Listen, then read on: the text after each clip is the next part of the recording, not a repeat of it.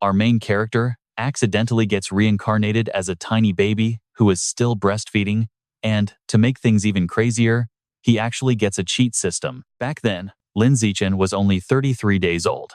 In the blink of an eye, 2 months passed, and he finally started getting used to his baby body. Zichen's father, Lin Yansheng, and his mother, Zhang Wangxin, both seemed completely thrilled with their new baby, mainly because he was super quiet, never cried, and already showed insane physical potential like he was practically born to be a high-level gene fuser. For 2 straight months, Zishen diligently kicked his tiny legs simply because it was a system quest. The next day, after hitting 10,000 kicks, he unlocked a unique biological trait called Never Retreat. This trait meant that as long as Zishen kept training the exact same muscle group, that specific body part would grow infinitely stronger. Though, of course, he still could not break past the absolute limits of carbon-based life forms. Right after unlocking this brand new trait, Zishen could already feel his physical strength noticeably ticking upward. Still, all this talk about gene fusion and cyborg modification that his father was discussing went completely over his baby head.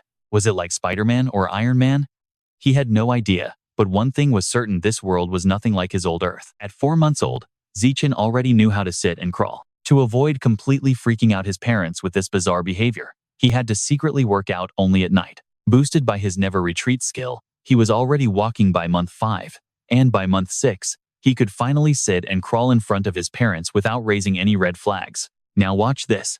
The television screen broadcasted a chilling news report about mutated beasts, begging gene fusers and cyborgs to unite in order to fight them off. That was the very moment Zishen realized the Earth he was living on now was completely different from his original home world. To be more precise, this version of Earth had completely mutated, crawling with terrifying, unknown creatures that had suddenly appeared. People called them mutated beasts. To fight back, humanity had spent decades developing 2 completely different evolutionary paths. The first was mechanical enhancement, physically rebuilding human bodies with advanced high-tech gear to crush the beasts. But the more advanced route was gene splicing. By merging mutated beast DNA directly into their own bodies, humans could steal the monster's powers and fight. Standing there, Zishen realized just how incredibly dangerous this world was. Fortunately, his cheat system would keep him safe, allowing him to grow stronger and evolve in this deadly environment. Suddenly, a loud knock echoed at the door. Wangxin opened it to find a friendly woman around her own age. She introduced herself as Su Meng, their new next-door neighbor, who had stopped by to drop off a warm housewarming gift. Standing right behind her was her husband, Shen Jianye, holding their little baby girl, Shen Qinghan, who was Xu Meng's daughter. That little girl in Jianye's arms was destined to become Zishen's very first friend in this crazy new life. Of course, at that exact moment, he had absolutely no idea how tightly their fates would intertwine down the road. By his 7th month, Zishen was running around with ease and could even hold full conversations with himself. With his Never Retreat trait fully active, basic motor skills were easy. By his 8th month, while still chilling in his crib, Zishen actually started doing daily sit-ups and push-ups. He only trained when they were gone. But as we all know, your luck eventually runs out. Sure enough, disaster struck. The second Wangxin opened the nursery door. She stared in shock as her 8-month-old baby did flawless crunches. Thinking her eyes were playing tricks on her, she rubbed them hard. But when she opened them again, her baby was fast asleep. Thankfully, Wangxin did not suspect a thing. It probably helped that her day job was being a sci-fi novelist. She immediately blamed her wild imagination, assuming she was hallucinating from writing too much lately. Meanwhile, Zishen let out a massive sigh of relief after that narrow escape. He reminded himself to be way more careful. Yet, only a few days later, a much bigger problem popped up. While giving Zishen a bath, Wangxin suddenly screamed for her husband. Hearing her panic, Yansheng rushed into the bathroom. He asked what was wrong, only for his wife to point and gasp, "Why does our 8-month-old baby have a literal six-pack?" Wangxin looked utterly bewildered. Yansheng fell into deep thought. Zishen already had an absolutely monstrous appetite, but an 8-month-old baby sporting rock-hard abs was just flat-out bizarre. Suddenly, a wild idea flashed right through Yansheng's mind. With a huge grin, he turned to his wife. Could their little boy actually be a 1-in-a-million genius? Their son definitely had a bright future ahead, and would likely grow up to be an elite gene fuser or a mechanical cyborg. To put things in perspective, Zishen's dad was also a novelist, just like his mother. Wangxin was completely speechless at his logic, while Zishen, soaking in the tub, secretly let out another massive sigh of relief. His little game-hacking secret almost got exposed to his parents once again. It turns out that having both parents working as creative novel writers is actually a massive stroke of luck, since even the most ridiculous things look quite normal to them. And speaking of raw genius, Zishen is definitely not the only prodigy on this strange, mutated Earth. While watching television with his mom, Zishen saw a news report about a prodigy boy from a 1,000-year-old martial arts family in the capital, born with godly strength. That 2-year-old kid could lift a 20-kilogram dumbbell with one hand. Hearing this, Wanxian smiled quite proudly. "Our little Zishen is pretty amazing too," she said proudly. "I am sure you will easily surpass that genius boy in the future." Truly, my mother. Zishen thought her vision is incredibly accurate, but he still wondered, when he finally turned 2, would he actually be able to lift a 20-kilogram dumbbell just as easily as that prodigy? The answer came just over a year later.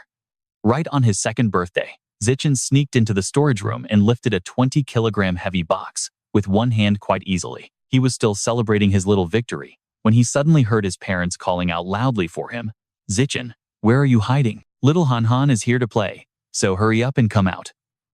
That sudden loud voice startled him, making him drop the heavy metal toolbox with a loud thud. Dusting off his hands, he opened the door and walked out, only to find chubby and adorable 2-year-old Qinghan waiting for him right outside. Seeing him, the sweet little girl held out an egg tart, babbling happily about her delicious snack. She offered it to him, but Zishen just coldly replied to eat it herself, showing absolutely zero interest. Even though Qinghan was the exact same age as him, she still spoke in a babyish voice with pretty unclear pronunciation. Since their mental maturity levels were worlds apart, they could once she finished eating, she would fall asleep, leaving Zishen free to squeeze in some intense physical training. And get this, cute little Qinghan actually became his favorite lightweight dumbbell whenever he wanted to do his daily physical training routines. There was just one tiny issue with this living human dumbbell: she occasionally wet herself. By age 3, Zishen could already lift a massive 40-kilogram weight with one hand. Meanwhile, that famous capital prodigy was still in the news, now celebrated for lifting a 30-kilogram weight at 4.5 years old. But Zishen had already completely surpassed this so-called child prodigy. He just preferred keeping a quiet, low-key profile. Yet, every single time he checked his status on the system, his evolutionary tier was still listed as ordinary tier 1. How much stronger would ordinary tier 2 actually be? Would it completely blow past all human limits? Watch closely, because this is where Zishen finally steps outside his house for the first time. Stepping outside, the world was absolutely mind-blowing to his young eyes. The streets were packed with bizarre-looking individuals, and he even saw some people literally flying. They were likely a mix of advanced cyborgs and gene-spliced humans. Naturally, his very first destination was the public library. Since his parents did not allow him much screen time, this was the absolute best place to find answers to his burning questions. The moment they walked in, Zishen bolted straight ahead. Qinghan waddled right behind him on her tiny legs, shouting for him to wait, while Wanxian and Xu Ming frantically tried to keep up. "Zishen, the kids' reading section is right over here. Where on earth are you running off to?" But Zishen had zero interest in children's books. Instead, he grabbed a massive encyclopedia on mutated beasts and began studying it quite seriously. Wanxian was shocked, asking why he liked such heavy books, but Xu Meng joked that he clearly inherited some genius academic genes. Little Qinghan chimed in next, asking if he wanted to share some of her delicious cookies. She kept chirping beside him like a bird, but Zishen just told her to eat them herself so he could read. Flipping through the pages, Zishen quickly gained a whole new understanding of this mutated planet. He discovered that according to ancient ruins, all life on Earth is actually split into 6. The lowest is ordinary, followed by advanced, rare, epic, legendary, and finally, the absolute peak tier of mythological. Each tier is further split into 9 ranks, and normal human beings sit right at ordinary rank 1. To those terrifying high-level beasts, normal humans are basically just like tiny ants. Realizing this, Zishen knew he had to speed up his growth immediately if he wanted any chance of surviving this incredibly brutal world. Suddenly, a holographic status window flashed right before his eyes. The system notified him that through reading and gaining knowledge, he could unlock a new biological trait called the Heavenly Root of Wisdom. He just needs to read one. This system really gets him. Now, he can master both the mind and the body at the same time. From that day on, Zishen split his time between brutal physical training and intense reading. By the time he turned 4, he officially had to start kindergarten. His and Qinghan's homeroom teacher was a sweet, extremely gentle woman known as Miss Strawberry. The awesome news was that right after starting school, Zishen successfully broke through to ordinary Tier 2, easily lifting an 80-kilogram weight with one single hand. He could also jump over 1.2 meters high and sprint 100 meters in under 11 seconds. These are stats that even regular adults could only dream of achieving, let alone a kid who is still in kindergarten. But with great power comes great responsibility.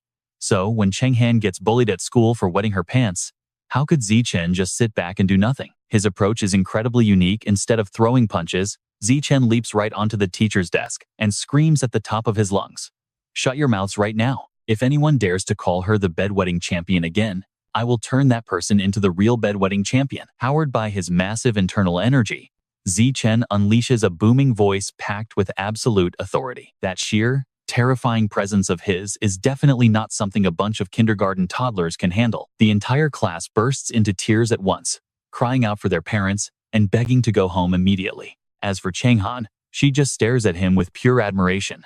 And that wild stunt actually earned Zishen a system title called King of Kindergarten.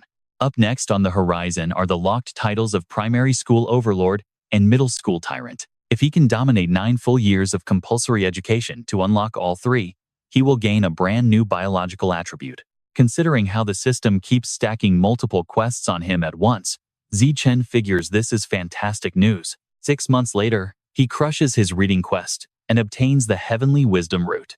From that point on, Zishen's learning speed shoots straight to peak human levels. Time flies like an arrow, and before you know it, Zishen is nearly 7 years old and smoothly graduating kindergarten. During the summer break before elementary school, he keeps pushing his physical training to the absolute limit. I mean, look at this. Our boy is easily jumping over 2 meters high and running a 100-meter sprint in under 8 seconds. On the academic side, thanks to his Heavenly Wisdom root, Zishen easily breezes through the entire elementary school curriculum in his spare time. Now, his only goal is to unlock that sweet primary school overlord title as quickly as possible. His new school is called Yangguang Elementary, located right in the bustling heart of Shanghai City. Since Zishen is already teaching himself middle and high school subjects, cruising through basic elementary school competitions is literally a walk in the park. But winning minor school awards is small potatoes. His absolute main focus is securing that legendary primary school overlord title as fast as possible. Whenever they have some free time at school, Zishen takes it upon himself to tutor Changhan. While she might not be a natural genius, she is incredibly obedient and works hard. In just 1 semester, she climbs to rank 2 in the entire grade, and rank 1 is, obviously, to secure his next title quickly. Zishen actively participates in every single sports competition at school, completely shattering every record on the books. And just when you think his school life is going to be a total yawn, get ready, because a very unusual transfer student suddenly joins his class and changes everything. Her name is Bai Shui, and the reason Zishen finds her so incredibly strange is because he can actually detect a faint energy radiating from her, an aura that is definitely not human. To be completely fair, Bai Shui is undeniably gorgeous, to the point where even Changhan cannot help but whisper to Zishen when she first sees her. Zishen, her hair is so incredibly beautiful, it looks just like fresh winter snow, but he has absolutely no intention of replying, completely occupied by the deeply unsettling feeling he gets from this new transfer girl. A single burning question completely dominates Zishen's mind. Why does Bai Shui carry a presence that is clearly not human? Could she be a genetic fuser, or maybe a descendant of one? Over the next few days, Bai Shui does not seem to speak with a single person in class. As soon as classes end, she just slumps over her desk without moving a muscle, barely even leaving for the restroom. At first, everyone is highly curious about her, but as time passes, people stop caring, and the classroom returns to its usual peaceful state. It takes more than a month for that quiet peace to finally shatter. During this time, Bai Shui starts secreting a strange white liquid from her body. Zishen has no idea what that mysterious liquid actually is, but it smells absolutely awful. Their classmates quickly grow annoyed, branding Bai Shui as filthy, and before long, they have found themselves a brand new target to relentlessly bully. One day, a boy, Zishen expects her to fight back fiercely, but to his absolute shock, she only breaks down in tears. Seeing this, Changhan feels incredibly frustrated. She leans in and whispers, "Zishen, Bai Shui is so pitiful. Can we please help her out?" "All right," he quietly replies. Even though her true identity remains a mystery, it seems she is not nearly as dangerous as Zishen initially assumed. At least for now, she is nothing more than a vulnerable girl getting picked on by classmate bullies. Without a second thought, Zichen grabs Guanchun, the boy who caused the trouble, and demands he wipe Bai Shui's desk clean right this instant. Since he had already made a massive name for himself as the kindergarten king, his new elementary school classmates still fear him to death. Quan Chun did not dare refuse, nodding frantically before quickly grabbing a napkin to wipe the table clean. Forget about Quan Chun. Even the 6th graders never dared mess with Zichen because he was basically unmatched in both smarts and strength, so there was no way he would pick a fight. And he did not stop there. Zichen forced every single person who had bullied Bai Shui recently to come over and apologize to her. Naturally, nobody dared to complain, lining up in a neat row to apologize to the poor girl one after the other. Once the crowd finally dispersed, Bai Shui spoke up in a soft whisper, thanking Lin Zishen and Shen Qinghan from the bottom of her heart. Hey, do not mention it. Helping each other out in times of trouble is just what classmates are supposed to do. Qinghan did not mind the dirtiness at all, gently patting her shoulder. From that day on, she made a real effort to get close to the white-haired girl, dragging Zichen along to become friends with her. Whenever they had some delicious food, they would always share it with her first. But then, out of nowhere one day, Bai Shui quietly asked if they actually hated her because of her foul smell. She apologized, saying she trusted them, but she was just so used to being shunned and hated by everyone around her since she was a little kid. So, having people by her side for the first time felt completely unreal, almost like she was living in some beautiful dream. But Qinghan quickly told her it was no dream, sharing that she had gone through the exact same thing, so she could never hate her. With absolute sincerity, she promised that as long as Bai Shui wanted to, they would remain best friends for the rest of their lives. In response, Bai Shui threw her arms around Qinghan in a tight, emotional hug. She held her incredibly tightly, crying tears of gratitude, before suddenly pulling back as if remembering something and reaching for her neck. She whispered how grateful she was that they always cooked delicious meals and treated her like a real friend. To repay them, she wanted to offer a special gift in return, untying a paired beast pendant from her neck that her mother had given her for her birthday last year. She wanted them to have it as a symbol of their bond, proving they would always be best friends. Qinghan accepted the gift without hesitation, smiling as she agreed that they would indeed be best friends forever. She was sure of it, believing they would be friends forever. But check this out.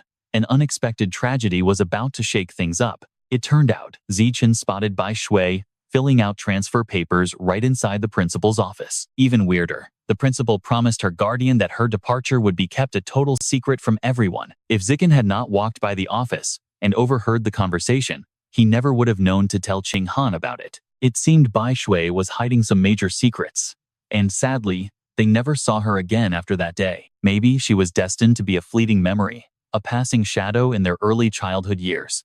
But while Bai Shui's sudden departure was sad, Zichen soon had much bigger things on his mind, especially since he had just mastered professional physical therapy techniques through his crazy He decided to test it out on his mother, achieving results that blew both of them away.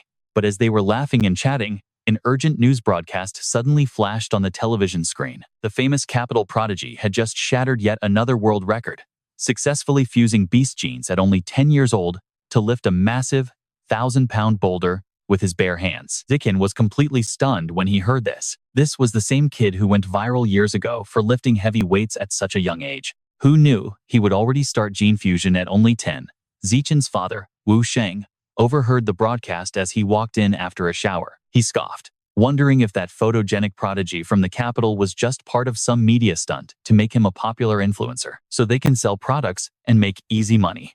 They are a 1,000-year-old martial arts family after all, so maybe they really do have access to some highly advanced gene fusion tech. Wangshen disagreed with him immediately, saying there was no way any sane parent would ever use their own flesh and blood as a lab rat. But for elite martial arts clans, sacrificing a child's well-being for the greater glory of the family is just standard business. How else do you think they survived this long? Wu Sheng argued, prompting a classic sigh and a fine "You are always right" from his wife. While his parents bickered, Zichen found himself deep in thought, calculating his own limits. That prodigy could only lift a single 100 pounds with one hand before, but after the gene fusion, his strength multiplied 5 times over, allowing him to lift 500 pounds. Yet Zichen knew that by age 18, he would easily lift 300 pounds with one hand, completely raw without any gene fusion. His ceiling was clearly much higher, filling him with intense confidence about his massive potential as he looked forward to what was to come. But get ready, because the very next piece of news would teach him the absolute terror of being completely powerless. An urgent emergency broadcast flashed on the television the very next morning, announcing that a devastating beast attack had just completely decimated a neighboring country. According to terrifying eyewitness footage, the horrifying culprit behind this massacre was a massive horde of giant mutated rats. The scene playing on the television at that moment was absolutely horrifying. It felt like viewers could almost smell the raw stench of blood right through their screens. According to the news anchor, investigations revealed that a dangerous heretical cult was actually pulling the strings behind this mutated rat attack. The spokesperson for that country immediately broadcasted an urgent distress signal, desperately hoping that other nations would step in to help them wipe out these heretics once and for all. Zishen already knew that this so-called cult was actually a ruthless, anti-human organization founded by vile traitors. For their own selfish greed, they gladly served as hunting dogs for the cult and launched brutal attacks on humanity. Luckily for him, he was born in a powerful nation with a relatively stable environment, which allowed him to quietly train and grow up in complete peace. But just as he's thinking this, bang! A massive, earth-shaking blast echoes from somewhere right outside. The noise was so incredibly loud that Yansheng and Wangshen immediately stopped their heated argument. Zichen's face instantly drops. Realizing that was a massive explosion, he quickly dashes to the window and yanks the curtains open. Right then, Zishen spots a massive fleet of government cyborgs flying through the dark sky. They were flying in a desperate hurry, filling him with intense dread. Zishen could only pray that nothing terrible had happened. By the next morning, the city seemed peaceful again. Zishen waited for Qinghan to walk to school together just like always. However, he quickly noticed something highly unusual. The beast fang that Bai Shui had given her earlier was suddenly glowing with an eerie light. Could this be the tooth of an actual mutated beast? Zishen wondered. No wonder Bai Shui had such a bizarre, non-human aura back then. That strange, non-human aura probably came directly from this fang. Since the glow faded after just a brief moment, they didn't investigate any further and rushed off to school. Yet, last night's sudden mobilization of those government cyborgs, combined with this glowing fang, left Zishen with a sinking feeling that something absolutely terrible and dangerous was about to go down in their city. On their way, they run into a strange, red-haired woman leaning against a lamppost and smoking a cigarette. They try to ignore her, but she suddenly lets out a creepy giggle, saying, "Wow, aren't you two kids just adorable?" She asks if they are siblings, but Qinghan happily replies that they are actually not related at all, but rather childhood sweethearts and best friends. Qinghan turns to answer, and the woman smirks, saying childhood sweethearts make her so jealous, wishing she had one too. She keeps babbling on and then asks, "So, you guys are so young but you walk to school all alone. Where are your parents?" she asks curiously. Qinghan wants to answer, but Zishen immediately senses this creepy woman is bad news and quickly drags her away. He uses the excuse that they are running late for school, but once they safely reach the school gates and make absolutely sure that creepy woman is not following them, he strictly warns Qinghan never to answer questions from random strangers. When school finally lets out, the two walk back home together. On their way back, they turn into a quiet, gloomy alley. The dark, eerie atmosphere naturally frightens Qinghan, making her tightly grab onto his sleeve. Zishen explains that this entire neighborhood is scheduled for demolition next week, and since all residents have already moved out, it is completely quiet. There's absolutely nothing to fear, or so he thinks, until a chilling voice suddenly asks if they've finally finished school. "Brother Sheng, there is no need to search for them anymore," she calls out loudly. "Both of these little kids are right here with me." The creepy red-haired woman from this morning suddenly blocks their path, casually puffing on her cigarette. Zishen's eyes instantly fill with deep suspicion. After school, he had deliberately taken this back way to keep Qinghan safe and avoid the main road they used this morning. Yet, this crazy woman still deliberately tracked them down. Suddenly, a massive, dark-skinned thug steps right out of the shadows and stands behind her. This must be that brother Sheng she was just talking to. The crazy lady immediately starts coaxing them, saying she has lots of delicious treats at her house. But brother Sheng snaps, calling her an idiot for wasting time, saying they should just knock the brats out and drag them away. Brother Sheng crushes his cigarette and instantly lunges straight towards Zishen and Qinghan. He grips a handkerchief that seems soaked in heavy chloroform, grumbling that he is in a hurry to sell them. These sickos are definitely child kidnappers, but even in his wildest dreams, He never expected these two elementary school kids to be this dangerous, especially the young boy. Zishen does not show a single shred of fear or panic in this dangerous situation. Instead, he takes a stance, times his move perfectly, and lands a devastating punch right between Brother Sheng's legs. Just looking at his face shows how excruciatingly painful it is. Zishen shows absolutely no mercy, sending the massive thug flying backward until he crashes violently against the brick wall. The red-haired woman can only stare in absolute, jaw-dropping disbelief at what she is seeing. She never imagined that a mere elementary school kid could send a fully grown, muscular man flying with his bare hands. Brother Sheng falls to his knees, coughing up pools of blood. But Zishen is not done with him just yet. He charges in and lands another hard punch on her, before grabbing a brick off the ground. There are no security cameras around here, and to avoid future trouble, he wants to finish them off quietly. Even though Zishen didn't want things to go this far, but if they ever tell anyone about this fight, his precocious abilities will be exposed, and his entire master plan to survive and grow stronger in this world will go up in smoke. But before he can make his move, the ground suddenly shakes violently. Zishen thinks it is just an earthquake, but instead, a colossal mutated rat bursts right out of the ground. Opening its massive maw full of razor-sharp teeth, it bites the red-haired woman clean in half with just one snap. It quickly devours the rest of her body before snatching up Sheng, who is standing right next to her. This is bad. That terrifying thought flashes through Zichen's mind, and he immediately turns and runs. Xinghan doesn't even realize how terrifying this monster actually is. She is just so frozen with fear by its massive size that she cannot move a single inch. Zishen quickly scoops her up in his arms, sprinting at full speed to find a safe place to hide. As they make their escape, a cyborg with striking blonde hair flies right past them toward the danger zone. She charges straight at the giant mutated rat. Feeling that they are much safer now with this fighter around, Zishen puts Xinghan down on the ground to observe the situation. He also really wants to know what on earth is going on here. The mysterious girl stops in front of the beast, her mechanical armor looking just like Iron Man. Opening her palms, she fires dozens of miniature bombs straight at the rat, triggering a massive explosion that shakes the entire area. The overwhelming firepower causes the rat intense pain. It lets out a furious shriek and stumbles, yet it still desperately tries to fight back. Taking advantage of the beast being dazed by the blast, the armored girl rushes in for close combat. After a brief clash, she finishes off her prey. But back home that night, reflecting on the fight, Zishen feels her combat level isn't actually that high. First, she used anesthetic rounds to weaken the mutated rat, but she still had to engage in close combat for 7 whole minutes just to end it. But let's be real for a second. That giant mutated rat is a real nightmare to deal with.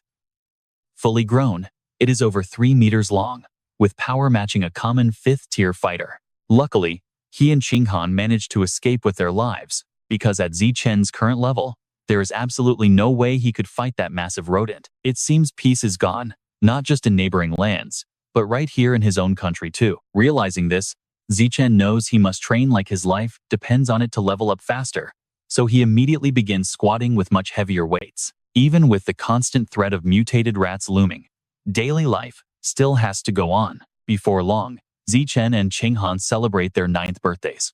After making their wishes, they happily exchange gifts with each other. With a powerful boost from his celestial wisdom root, Zishen teaches himself overnight how to successfully carve a beautiful wooden hairpin as a gift for his childhood. Thank you, Zishen. This hairpin is absolutely beautiful. I love it so much. Xinghan chirps happily, and their parents look incredibly pleased to see the beautiful bond between the two children. The two of them continue to grow up together, and in the blink of an eye, they graduate from elementary school and enter middle school. Zichen's next major mission is to claim the title of middle school overlord.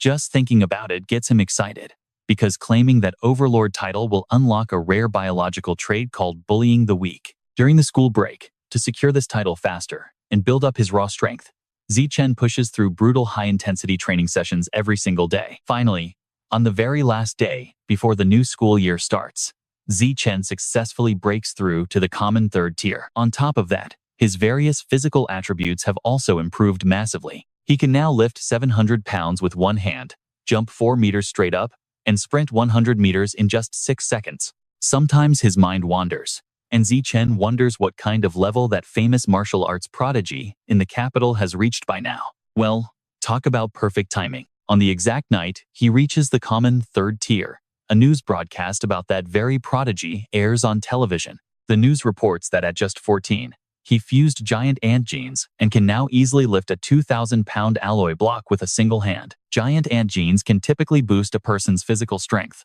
by at least 4 to 8 times. Doing the math, with a 4 times boost, that prodigy's actual base strength is only lifting 400 pounds with one hand.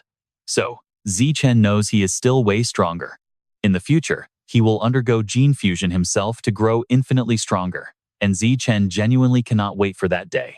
His legendary run to dominate middle school officially begins right now. Ever since Zishen graduated as the absolute best elementary student in the city, the principals of every single top-tier middle school have been fighting to recruit him. He finally agreed to join Shanghai Middle School on one condition, that his close friend Shen Qinghan got to study in the exact same class with him. On their very first day as fresh new students, both the principal and their homeroom teacher came out to welcome Zishen, urging him to work incredibly hard to bring massive honor to their school in the near future. After sharing a few quick and polite words, Zishen finally found a clever excuse to head out. Truth is, the actual reason he picked Shanghai was because this school boasts some of the most incredibly complete sports facilities in the entire region. So, before classes even began, he and Shen Qinghan decided to meet up on the court for a friendly game of badminton. But right as she makes her very first serve, some random guy crashes the court and swats the shuttlecock down, asking if they are just the new students here. He tells them this area is reserved for a special senior event,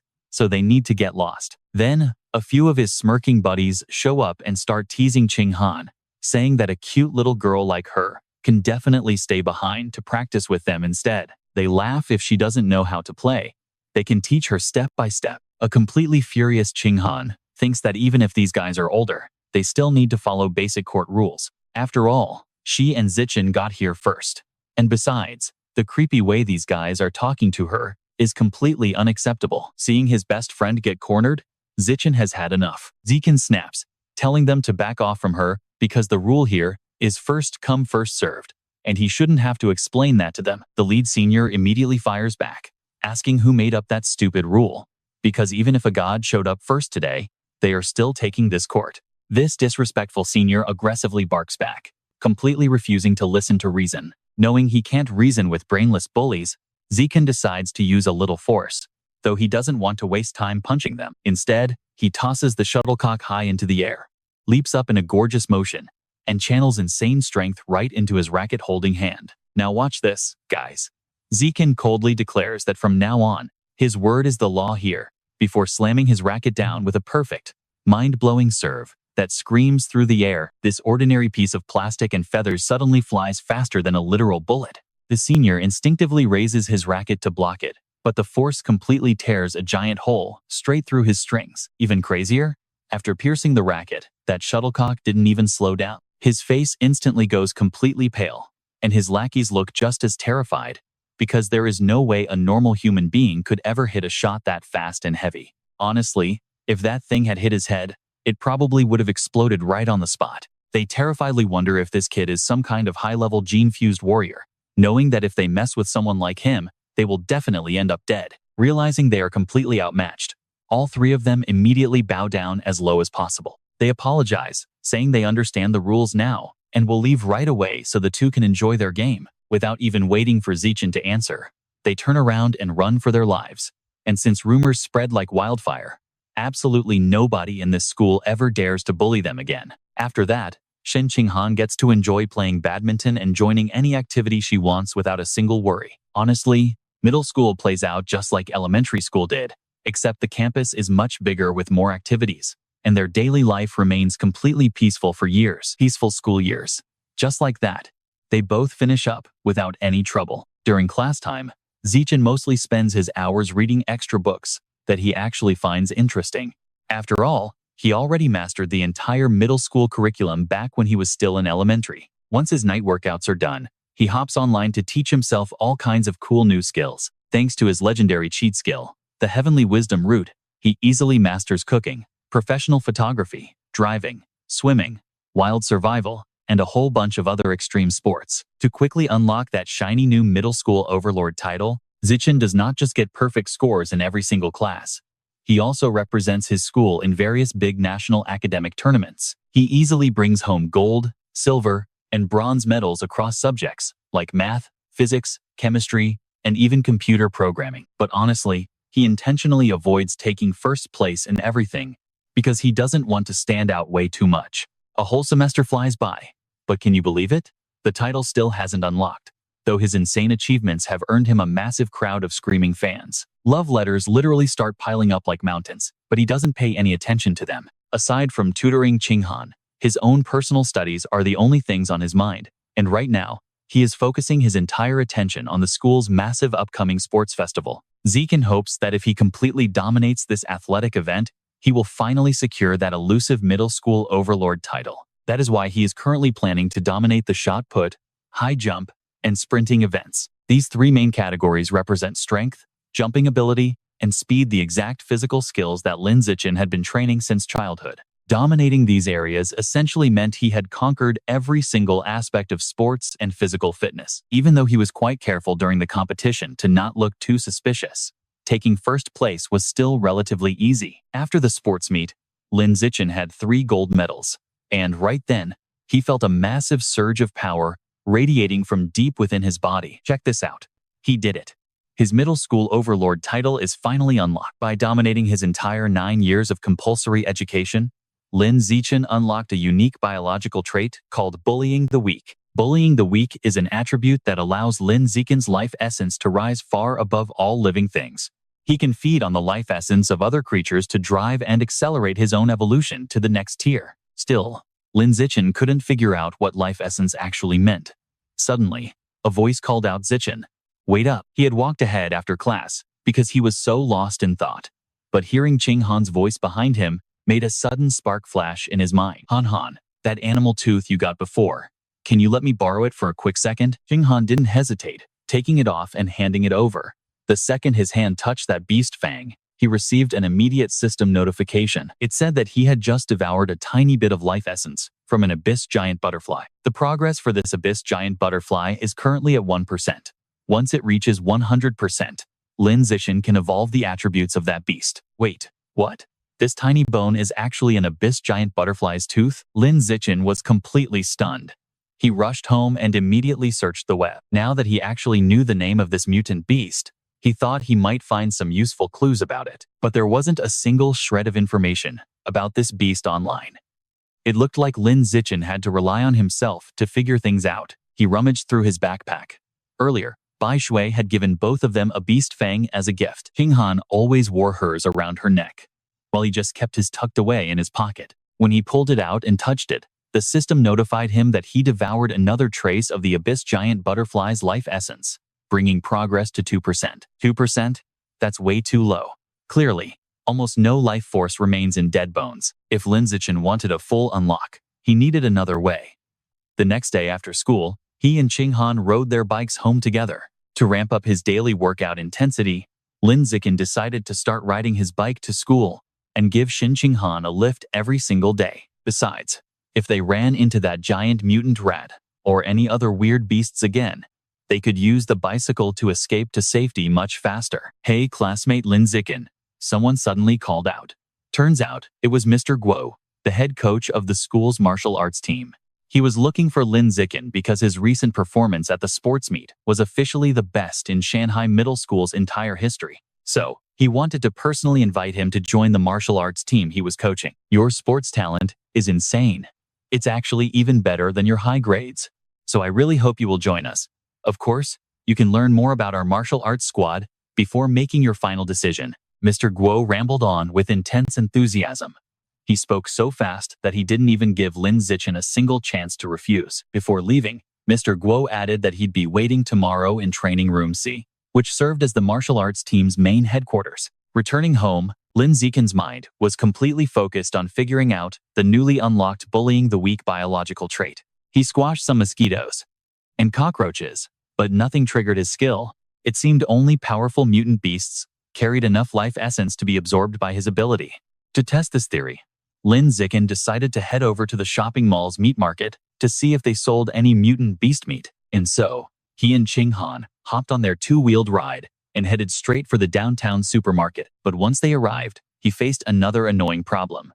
Sure, there was plenty of meat, but it was all wrapped up super tight. And honestly, how is he supposed to test this if he can't even touch the meat? Just as he was wondering what to do, a loud announcement caught his attention, saying they were about to start slicing the fresh meat. Come grab your cuts. Sure enough, there was a live processing counter right there. As the butcher busily sliced the meat, Lin Zishen told Qinghan to wait behind while he went to check things out. He did this because he figured she might find raw meat a bit gross, but since he was in a rush to verify his theory as quickly as possible, he didn't explain anything. His hand touched the meat. Boom. He instantly felt a massive wave of power enter his body. It seemed his prediction was absolutely spot on. The mutant beast meat was packed with an incredible amount of rich life essence. That massive grin on Zichen's face stretched literally ear to ear over this wild discovery, giving Qinghan next to him total goosebumps. She secretly wondered if Zishen was actually going crazy. Why get this worked up over just touching mutant meat? So she asked him how it really felt. Is it any different from regular meat? Not really, Zishen replied. It just has this incredibly fresh feeling to it, that is all. Do you want to try touching it yourself? Zishen asked. Qinghan instantly shook her head side to side, absolutely refusing. All right then, Zishen said. Since we are already here, let us buy some mutant beast meat to take home and taste test. Hearing that, Qinghan let out a massive gasp of pure shock. Zishen was not surprised by her reaction at all, since mutant meat was never cheap. Take this phantom squid for example. It costs 998 yuan a catty, and it is actually the cheapest option in the shop. Let us buy this one, he decided. Qinghan quickly cut in. Zishen, this is way too expensive. You should ask your family first. Qinghan really tried to change his mind. But check this out. Zishen just calmly pats her head to reassure her. Don't worry, Qinghan. Your own mother was the one who told us to buy plenty of meat. She wants to prepare a massive beast meat feast for both of our families. Hearing that, Qinghan could not say anything else. Her sudden quietness gave Zishen a little more time to think things over. Besides buying meat for his mother, there was another major reason he came here in person. He was deeply worried that directly absorbing the life essence would cause the meat to spoil. Since this was just a theory, Zishen needed to test it out on the meat he just bought. He bought 3 catties of phantom squid for 2,994 yuan. After paying, the incredibly happy cashier politely thanked him for his support. But man, Zishen felt his wallet crying. This beast meat is crazy expensive, and who knows when he can afford to buy it again. By the time they finished buying everything, it was already past 9 p.m. Things have been a bit unstable outside lately, so getting home early was much safer. Because of that, they headed straight back. Even while riding home, Zishen just could not wait to verify his theory. So he secretly reached down and touched the squid tentacle. Instantly, his devouring power kicked in, and a tiny shred of the phantom squid's life essence rapidly flowed straight into his body. His phantom squid chart progress just hit 0.1%.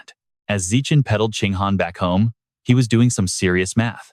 Devouring one small portion of life essence only unlocked 0.1%.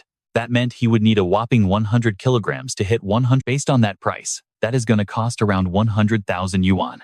But the squid's ability is literal water camouflage. If he can actually acquire this camouflage skill, then that 100,000 is totally worth it. And keep in mind, this is the cheapest beast meat available. It is decided he has to find a way to make some serious cash. Since that is a massive sum of money, he can't ask his family.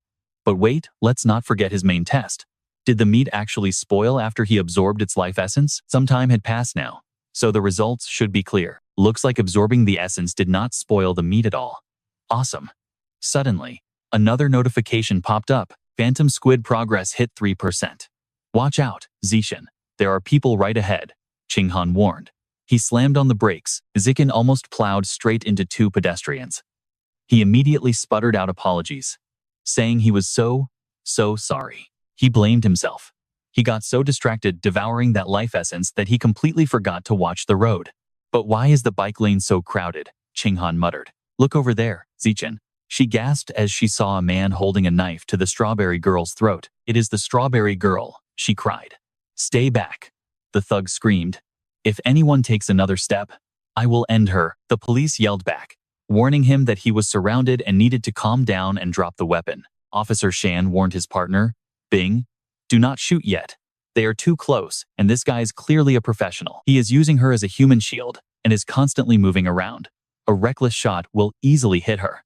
But if we wait, the hostage is in serious danger, Bing argued. Maybe we should try knockout gas, he suggested. but the captain flat out refused the idea. Absolutely not. Gas is too obvious. If he panics before it kicks in, he will do something extreme, the captain snapped. Zishen quietly bent down and picked up a stone. It flew from behind, whizzing right past the police officers and slamming directly into the thug's hand. The knife dropped as the strawberry girl broke free. Officer Shan immediately barked his orders. Go, go, go. The police swarmed and easily subdued him. As a female officer grabbed the girl, Qinghan looked at Zishen. That stone was you, right? He put a finger to his lips, signaling her to shut up and move. As they tried to slip away, Officer Shan yelled for them to freeze. Hey kid, was that your stone just now? Both of them froze in sheer panic. No way, Zishen stammered. Definitely was not me. Watching them bolt, the officer felt something was off. Why hide a good deed? Acts of bravery usually come with a cash reward. Those two words were like a massive off switch for Zishen. Money? He turned his bike right back around, braking so hard the tires literally screeched. He shamelessly reports back, suddenly remembering that he was indeed the one who threw that rock. Zishen secretly thinks to himself that he didn't want to do this, but the reward money is just too important. Qinghan runs over, asking why he ran back, and tells him to wait for her and Shanshan to finish the police report so he can get his reward. After Zishen and Han let their families know they are heading to the local police station to give their statements, they quickly lock their bikes up in the park and get ready to hop in and collect Zichen's first paycheck. Everything went completely smoothly, but suddenly, the arrested cultist starts mutating, making the two officers scream in panic that they have got a dangerous heretic on their hands. He rapidly mutates right in front of them, turning into a massive, monstrous rat. In an instant, the mutant rat pins a female officer to the ground, while Shanshan grabs his radio, ordering all security to open fire while keeping the civilians safe. He radios headquarters to report a massive mutant rat appearing near the park on West Jiangbei Road. Preliminary scans suggest this cultist carries the Rat King gene, making it too powerful for them to handle without immediate backup. While the police struggle against the beast, Zishen quickly wraps his arm around the Western bride's waist. Carrying both her and Qinghan, he dashes away as fast as he possibly can, apologizing to them both, because escaping this dangerous zone is their only chance. Luckily, the monster didn't catch up, but they still need to move much faster. Just as they escape, someone leaps right over them, making Zishen stop in shock as this newcomer delivers a brutal kick that sends the giant rat crashing down. He recognizes her as a cyborg, watching the mutated beast get launched far into the distance. The cyborg girl opens her chest plate to fully charge up her laser cannon, immediately firing a heavy barrage of explosive rounds directly at the mutated beast. Caught off guard, the mutant rat is engulfed by the heavy explosions and slowly begins to disintegrate into nothingness. Zishen is completely blown away by her insane power while grabbing his bicycle, glad his ride didn't get blown up because that would be a huge financial loss. The Western bride sighs in relief, glad they are safe, while Qinghan gently helps support her, nodding in quiet agreement. Suddenly Zishen stops. Wait a minute. Looking at the smoking demon shadow squid meat, he realizes with utter heartbreak that it has completely spoiled. It looks like even after the life essence gets absorbed, the beast meat still goes bad. That change just happens a bit slower, meaning he needs a solid excuse for the spoiled meat, and it seems this dead heretic will have to take the blame. Frustrated, Zishen hurls the spoiled meat onto the ground, putting all the blame on that stupid cultist. That cyborg's blast was simply way too destructive, completely charring the meat to a crisp. But Qinghan reassures Zishen that just staying alive is already a massive win. Climbing into the police cruiser, they originally wanted to head straight back home, but the security captain requested they tag along to the station to help draft the official incident report. They even have to ride right next to the cultist's charred corpse. Zishen realizes that even after getting blasted by a laser cannon, the heretic's body still holds some burnt remnants, and the smell is strangely intense. Think about it, if the last boss still had some life essence left, this burnt corpse must too, right? Can he really absorb the Rat King gene from this burnt corpse? He wonders in deep curiosity exactly how much Rat King gene a fresh heretic cultist like this can actually provide. Only one way to find out. As red energy suddenly flows into Zishen's hand, he watches in absolute shock as the system screen pops up, confirming he has successfully devoured a portion of the giant mutant rat's life essence. Seeing the giant mutant rat progress bar jump by 5% shocks Zishen, realizing that the freshness of a corpse directly dictates how much essence he can harvest. Seeing him stretch his arms, the officer sitting next to him warns him to sit still, hold on tight, and stop moving around so much. Zishen quickly reassures him, asking the officer not to misunderstand, since he is only stretching his stiff muscles after sitting for so long. While a bin is easy to fool, the security captain is far too sharp to be tricked so easily back at the station. He directly asks, "I have already submitted the application for your bravery reward. But be honest with me. How on earth did a regular high school kid manage to throw a stone and perfectly hit a cultist's knife-wielding hand from?" Zishen quickly makes up an excuse, suggesting it might just be because he frequently trains his right arm. Hearing this, the captain looks at the teenager with a highly skeptical, calculating gaze. The office door suddenly bursts open as Ching-han leads his mother inside to take them home, leaving Zishen completely shocked and asking her why she is even here. He tells her they could have made it back alone, but Wangshan rushes over, crying out his name and pulling him into a tight embrace. Asking if he is okay, she admits she was worried sick, while he tells her not to get so worked up, assuring her that he is perfectly fine. He proudly mentions his bravery reward, while Wangshan tightly holds his hand to lecture him. She makes Zishen promise that if he ever encounters danger again, his absolute first priority must be finding a safe place to hide, because his mom just wants him to grow up safe and sound. Zishen gently reassures her, "Don't worry, Mom. I promise I will always make sure to protect myself first." Behind them, Xuanshan stood there completely speechless.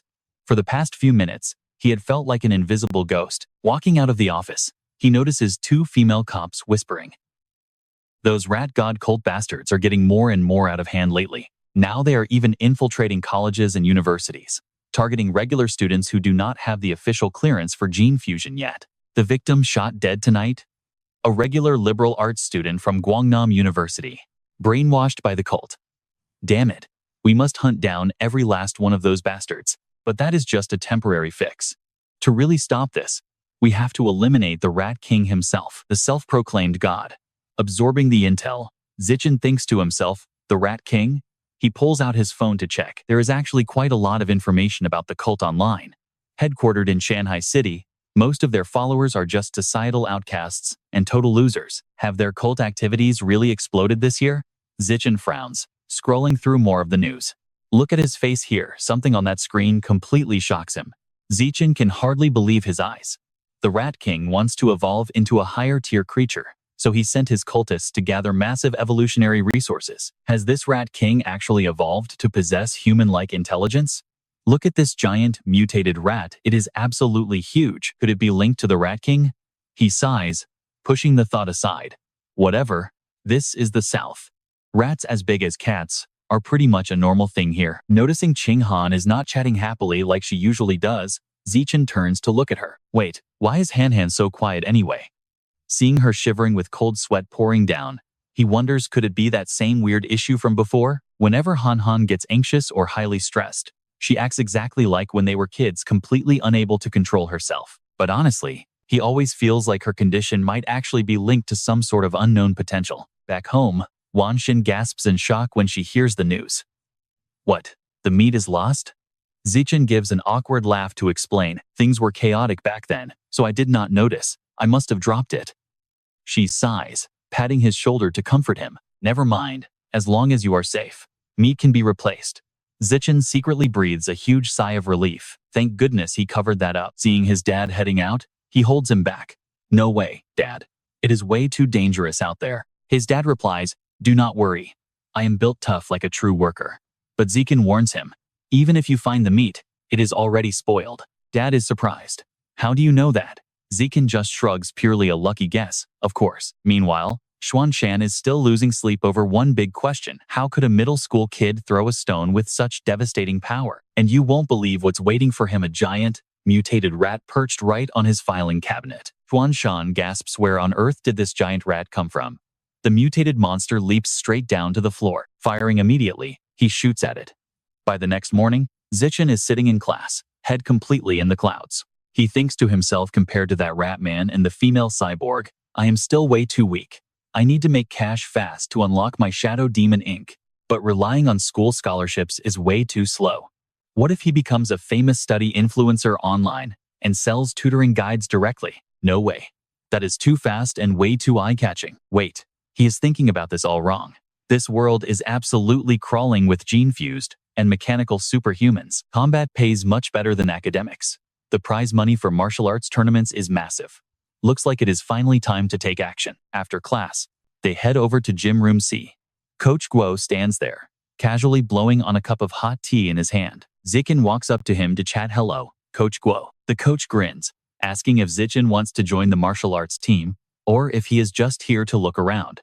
He leans in and whispers, if I join the team, do I get to compete in the city tournaments, and is the prize money actually high? Coach Guo nods absolutely, and the cash is no joke. Even the local tournaments pay out at least tens of thousands. Zichen instantly grabs his hand. Coach, I have thought it through. As of today, I am officially joining the martial arts team. Coach Guo beams with joy. Welcome aboard. He immediately turns and calls out to the rest of the room. All right, everyone, gather up. We have a new teammate joining us today. I am sure you all already know who Lin Zishen is. Our school athletic champion is officially stepping onto our squad. Why do you guys not go ahead and introduce yourselves? The other students immediately crowd around him. The first guy steps up. My name is Zhang Kai. Make sure you remember it. I am Huang Tiansheng, from class 3, grade 9.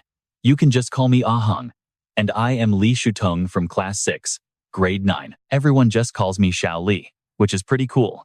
And this guy over here is Han Yis, but you can just call me Brother C. He politely responds, my name is Lin Zishen, and I hope we can all learn from each other. Since Zishen has absolutely zero martial arts experience, Coach Quach starts by demonstrating some basic punching and kicking drills. After finishing, the coach warns him not to underestimate these basic moves because they are actually pretty tough, noting that even their fastest learner, Xiao Li, took a whole week. Give it a shot, the coach says, and Zichen immediately begins recreating the exact movements he just saw. Every single sharp move the coach showed plays back in his head like a movie as Zichen activates his Root of Wisdom talent. System notifications pop up, showing +1 to blood energy, +1 to arm strength, flexibility, and overall fist technique mastery. He performs the martial arts drill with absolute precision and zero hesitation, his punches flowing seamlessly into powerful spin kicks that pack a massive punch. Zichen quickly masters the next set of moves. The notifications keep rolling in, granting him +1 to blood energy, leg strength, leg flexibility, and kicking technique mastery. Coach Quach drops his jaw in pure shock. No way. This is absolutely impossible. Everyone in the room is collectively losing their minds because who on earth learns everything in just one glance? Coach Quach can only wrap his head around this by assuming the kid is a once-in-a-generation martial art. After a long, exhausting day, he finally heads back to his apartment. Wang Xin calls out from the kitchen. Zichen, grab the bowls and chopsticks for dinner. Zichen eagerly grabs them and runs over, shouting, coming. What are we having tonight, Mom? She smiles and says, naturally, it is that ghost baby you have been thinking about all day. Holding the plate of cooked squid, he takes a deep breath to enjoy the rich aroma. Wang Xin urges him to stop sniffing and quickly eat it while it is still hot. Zichen scoops a spoonful of the squid into his mouth, and his mother eagerly asks him how it tastes. He quickly flatters her, saying her cooking is literally the best in the entire world. Wang Xin gently pats his head, telling him to eat up since she bought a whole 3 kilograms of it. Right after he finishes, his system updates, notifying him that he has devoured a small portion of a ghost baby's life essence. The ghost baby diagram is now at 3.01%. Zichen is stunned, realizing that just eating it counts as devouring. If he had known, he would not have hesitated. After eating, they move to the living room to watch the news. The news anchor reports on a 14-year-old genius girl who shocked the nation by successfully fusing with a source heart, becoming the youngest cyborg in history. Once her power source activates, she can easily lift a 2,000-kilogram off-road vehicle with one hand, sprint 100 meters in just 3 seconds, and leap 8 meters straight up. Zichen wonders about the legendary capital prodigy versus this new genius girl who would actually win in a fight, a gene fuser or a mechanical cyborg. The broadcast then transitions to the next report. On a sad note, Security Captain Ha Xuan's son was found dead in his office at 11 p.m. last night. Surveillance footage reveals he was killed by a massive rat that slipped into the security department. Zichen worries, wondering if it could be the exact same giant rodent he encountered last night. I need to stop wasting time and train harder, he thinks, immediately ramping up his workout routine to prepare for whatever danger is coming his way. After a brief period of intense training, his 100-meter sprint drops to an incredible 4.61 seconds. His vertical jump hits 5.51 meters, and he can easily lift 1,000 kilograms with one hand. Zichen also keeps grinding relentlessly on his martial arts training, hoping to boost his combat strength as quickly as possible to get ready for the upcoming tournament. The very next morning, he heads straight back to the gym to learn new martial arts techniques. Driven by pure curiosity, Han tags along with him, only for a beautiful senior girl to walk up and ask if Zishen had breakfast yet. "I brought you some fresh milk," she says, but Zishen simply walks right past her, saying he is fine and thanking her for the kind gesture anyway. Of course, Zhang Kai spots this and instantly starts seething with pure jealousy. This punk already stole his championship title at the school's sports meet, and now he is casually rejecting a gift from his literal goddess. Zhang Kai blocks their path, yelling at them to freeze, before angrily calling Zishen out for being incredibly rude to the senior girl. "If you did not want it, you could have just accepted it and handed it to someone else like me. Why do you have to hurt her feelings?" Zishen calmly fires back, pointing out that regifting someone's kind offer would actually be way ruder. Losing his momentum, Zhang Kai stammers, "Then just drink it." Refusing is basically disrespectful, and disrespect is just flat out rude. Zishen replies that he is allergic to dairy, but Zhang Kai snaps back that he does not believe him, pointing directly in his face. He challenges Zishen to an official duel, promising never to speak to him again if he loses. But if he wins, Zishen must chug down the entire bottle of milk. Suddenly, his system updates with a brand new achievement quest. Eliminate 1,000 different opponents, using the most primitive biological methods to receive a natural selection trait. With total eliminations currently at 0, Zishen is quietly thrilled with this perfect opportunity falling right into his lap, having waited forever to unlock his 4th achievement quest. Smiling, Zishen readily agrees, letting Zhang Kai know that they have a deal. The other girls hear about the rumor and start whispering, saying Lin Zishen is about to fight an older senior in the gym, so they should all hurry over and check it out. Over at the gym, students crowd around in a tight circle, leaving the two challengers standing right in the center. One of the senior girls starts cheering Junior Zishen. "I am rooting for you, so go teach this guy a real lesson." Another girl angles her phone, shouting for him to do his best, while promising to take a ton of amazing pictures for him. Watching this makes Zhang Kai completely furious. Does everyone seriously think he is going to lose? He swears he has to take this chance. He wants to teach this half-baked young genius a lesson. Sure, it looks like bullying, but the kid is growing ridiculously fast in just 1 month. If he does not put the kid in his place now, he might never get a— Zishen speaks up, asking if they can finish this quickly, because he needs to get home for dinner. The senior snaps back that he is happy to oblige. Coach Guo steps in and waves his hand. "Remember that friendship comes first, boys.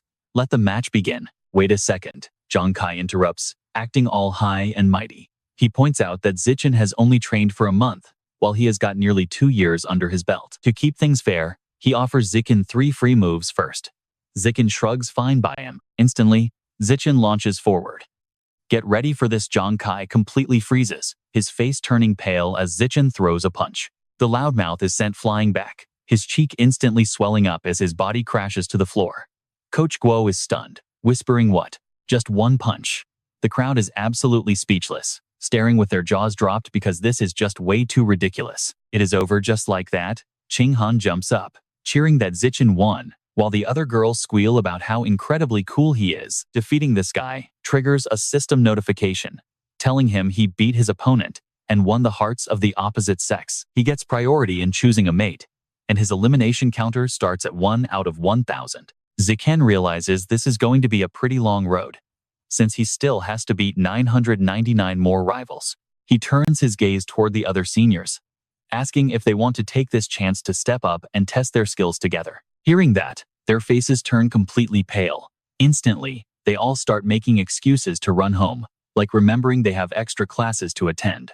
Another claims his mom wants him home for dinner, while someone else needs the restroom, prompting a few others to tag along. One feels dizzy out of nowhere, and a friend quickly offers to escort him to the nurse. Zhang Kai struggles to get up, shouting that he does not accept this because it was a cheap sneak attack, promising to destroy the kid next time. Coach Guo tells Zhang Kai to accept his defeat, while secretly wondering if Zichen's punch was just a fluke or a display of absolute dominance. The only way to find out is to have Xiao Lizzie test him. So, he calls him up to the floor. Shutong steps up obediently, trying to look tough for the crowd, but he is actually whispering a desperate plea for Zishen to avoid his face. 10 minutes later, Zishen finishes off a whole group of seniors, trying not to look too flashy. He deliberately drags out the matches, just trading a few casual blows with them. Yet, his quest progress does not budge, Defeating these guys does absolutely nothing compared to his victory over Zhang Kai. The system clarifies that he needs official matches to eliminate 1,000 different rivals using the most primitive biological methods. Unlocking the selector attribute requires official wins, but his tally is still just 1 out of 1,000. He realizes that farming casual wins is useless. He needs official matches. Coach Guo suddenly pats his shoulder, showering him with praise, calling him an absolute genius. The coach points out that he only joined the club a month ago, but is already their ace player. The coach gets more and more hyped, declaring that their Shanghai middle school is bound to crush all the other schools in the upcoming district tournament and bring home the championship. Now, Zichen's brain really starts working, right? Participating in the tournament means facing real opponents in official matches, which would easily boost his system progress. As he is thinking this over, someone calls out his name and yep, it is another guy who does not know his limits. Zhang Kai approaches him to officially admit defeat, swearing that from now on, Zichen can do whatever he wants, and he will not complain. Everyone nearby is left completely speechless by his weird vow. As everyone walks away, he yells out for them to wait because he is not done speaking. In this world, students either choose martial arts or the fine arts, with combat obviously being the top choice. Soon enough, Shen Qinghan starts training running behind. She calls for Zichen to wait as she struggles to keep up with his pace. To qualify for martial arts, after running 3,000 meters, Qinghan trains her martial arts forms for a solid hour, finishing with sit-ups and push-ups. She is putting in a pretty massive effort to build her physical strength and stamina. After each tough session, he helps massage her sore muscles to let them recover. But with the major tournament coming up, Zichen knows he cannot afford to slack off now. To unlock his natural selection attribute as fast as possible, he has to go all out. A month passes, and the big day finally arrives. With the city arena already packed to the brim, right inside the player waiting room, Coach Quach looks at the roster and sighs, saying our Sunhai Middle School was incredibly unlucky to draw the absolute strongest group, High School number 1. Thu Dong sadly tells the team that High School number 1 has a total beast this year who runs 100 meters in under 9 seconds, so they are definitely getting wrecked. Zichen raises his hand and volunteers, telling the coach he wants to go first. Coach Quach hesitates but agrees to let Zichen lead the charge. As the kid steps up, the coach grabs a megaphone to cheer him on. He yells that he believes in him, while Than Hom shouts for Zichen to do his absolute best. While Zichen warms up his muscles, his massive opponent steps onto the ring, stomping his feet down with earth-shaking force. A hulking giant named Akoi looks down at him, sneering that he already saw the Mountain Boys profile on the official roster. Getting onto the 8 schools league stage as a mere middle schooler is pretty impressive, showing he actually has some talent. But this arena is no place for a tiny middle school freshman who is under 1.7 meters tall. He promises to teach the kid a brutal lesson about size and power. The referee signals the start, and Akoi goes charging straight ahead, but Zichen easily tilts his body to dodge. The giant freezes in shock, but a devastating palm strike instantly sends him spitting blood and crashing backward. The referee officially declares Zichen Lin the winner. Than Hom screams with joy, shouting that Zichen is absolutely incredible, while the other students chant that his opponent was just a big, stiff target with zero actual speed. Defeated, Akoi gets chewed out. He angrily asks why the boy never listens, repeating for the 100th time that he needs to use proper footwork on the stage instead of just mindlessly charging forward. Meanwhile, Zichen gets a system notification stating he successfully defeated an opponent, which instantly bumps up his rank in the entire tournament. Total eliminated, 2 out of 1,000. He realizes that defeating opponents in high-stakes matches is indeed the key to filling up his achievement quest progress bar. Over on the opposing team, the coach calls out Tran Fong, ordering him to go out there and destroy that cocky freshman as quickly as possible. He nods in agreement and confidently steps onto the ring, fully prepared for battle. The referee signals the start, and the guy immediately goes on the offensive with a rapid spinning kick. Zichen effortlessly ducks under the attack before launching his signature palm strike. It sends Tran Fong flying clean off the stage to crash face first onto the floor in agony. Medics rush in to carry the unconscious fighter away, shouting to get him to the hospital immediately, since he took a heavy hit to the head. Down in the crowd, spectators stare in utter confusion, whispering about what just happened. You can hear the crowd whispering, wondering how on earth this kid gets so incredibly lucky out there. His opponent basically ran himself right off the platform, making them shout that the match is rigged and demanding their money back. The opposing coach clutches his head in absolute despair, realizing this is definitely not luck. That middle school kid actually has some serious skills. He turns to his next fighter, Cao Fi, telling him that he is up next. He orders him to focus entirely on defense, warning him not to lose as Cao Fi casually steps up with hands in his pockets. Telling his coach to relax, Cao Fi confidently starts analyzing his opponent. He figures Ziken Lin is not physically strong, but is just pretty agile and good at exploiting openings to get those easy wins. He knows he can run 100 meters in just 9 seconds and has far more battle experience, meaning there is absolutely no way he can lose if he stays focused. The crowd keeps whispering, murmuring that if Cao Fi is really that incredibly fast, then this middle school freshman does not stand a single chance in this match. Only a first year. Some say that once he grows up, Sunhai will definitely be the #1 school. But hearing all this talk makes it seem like this freshman has absolutely no hope, still just a kid. But once he matures, Sunhai will rule supreme. Meanwhile, the referee officially signals for the match to begin.